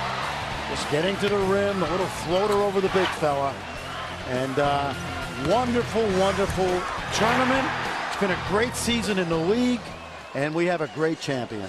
7 teams from this league are going to go to the big dance. That's more than any conference is going to put in. It's going to be interesting. And Baylor played their hearts out. They won 3 consecutive nights. Lost. You don't want to draw Baylor. You don't want to draw Oklahoma State or Oklahoma. And don't forget, Kansas is going to regroup this week in Lawrence. I promise you.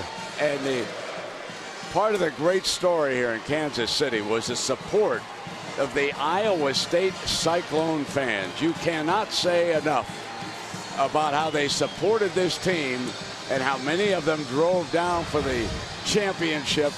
DeAndre Kane, the most outstanding player, number 50, and his teammates win a Big 12 championship.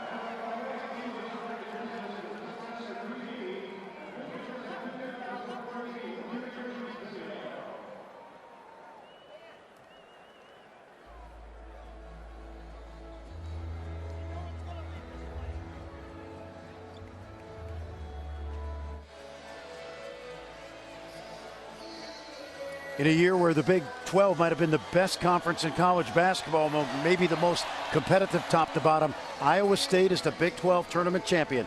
5 players in double figures led by George Niang, Melvin Edgem, and tournament most outstanding player DeAndre Kane. They missed their first 13 shots against Baylor. In the final, they stayed with it, made some huge plays down the stretch, and they are the champions of the Big 12 Conference. A great accomplishment. With so many good teams in this league, they deserve it.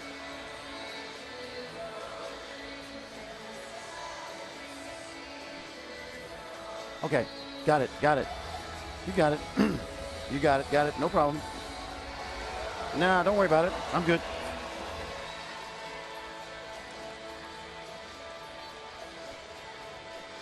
Well, the Baylor Bears came into this Big 12 tournament final on a roll, winning 10 out of 11. But Iowa State finally solved that tricky Bears zone defense in the second half, knocking down some critical threes. Guys like Naz Long and Melvin Edgem, George Niang scoring inside, and DeAndre Kane, who just did about everything, not only in this game, but in this tournament and during the season. Iowa State, on the backs of some outstanding individual efforts and great team play, the champions of the Big 12 Conference tournament. Let's go.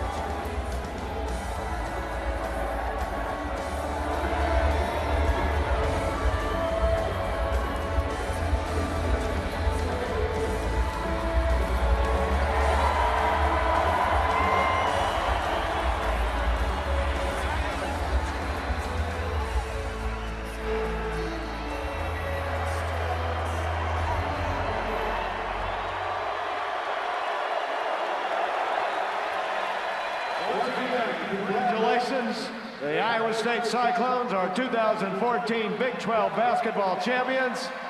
You can follow the Cyclones and all Big 12 basketball teams in postseason play when you log on to Big12Sports.com. Don't leave tonight without getting your authentic Big 12 champions locker room hats and t-shirts from the official Big 12 merchandise stand in the grand lobby. This is the same gear the Cyclones are wearing right now. Don't leave Sprint Center without your champions gear.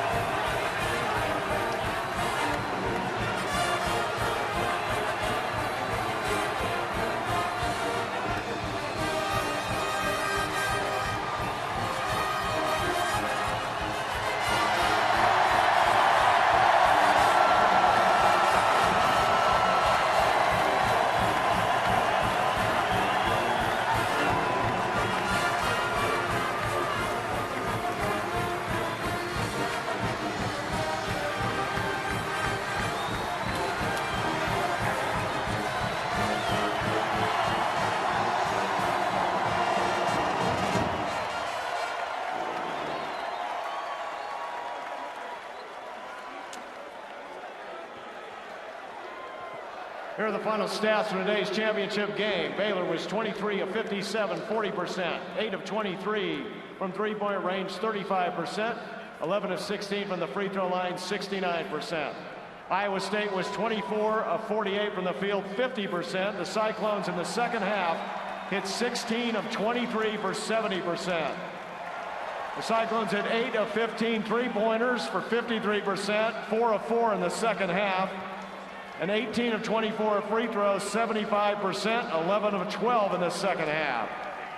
Rebounds, Iowa State had 38, Baylor 28. Turnovers, Iowa State 12, Baylor 8. Leading scorers in the game for Iowa State, DeAndre Kane was 17.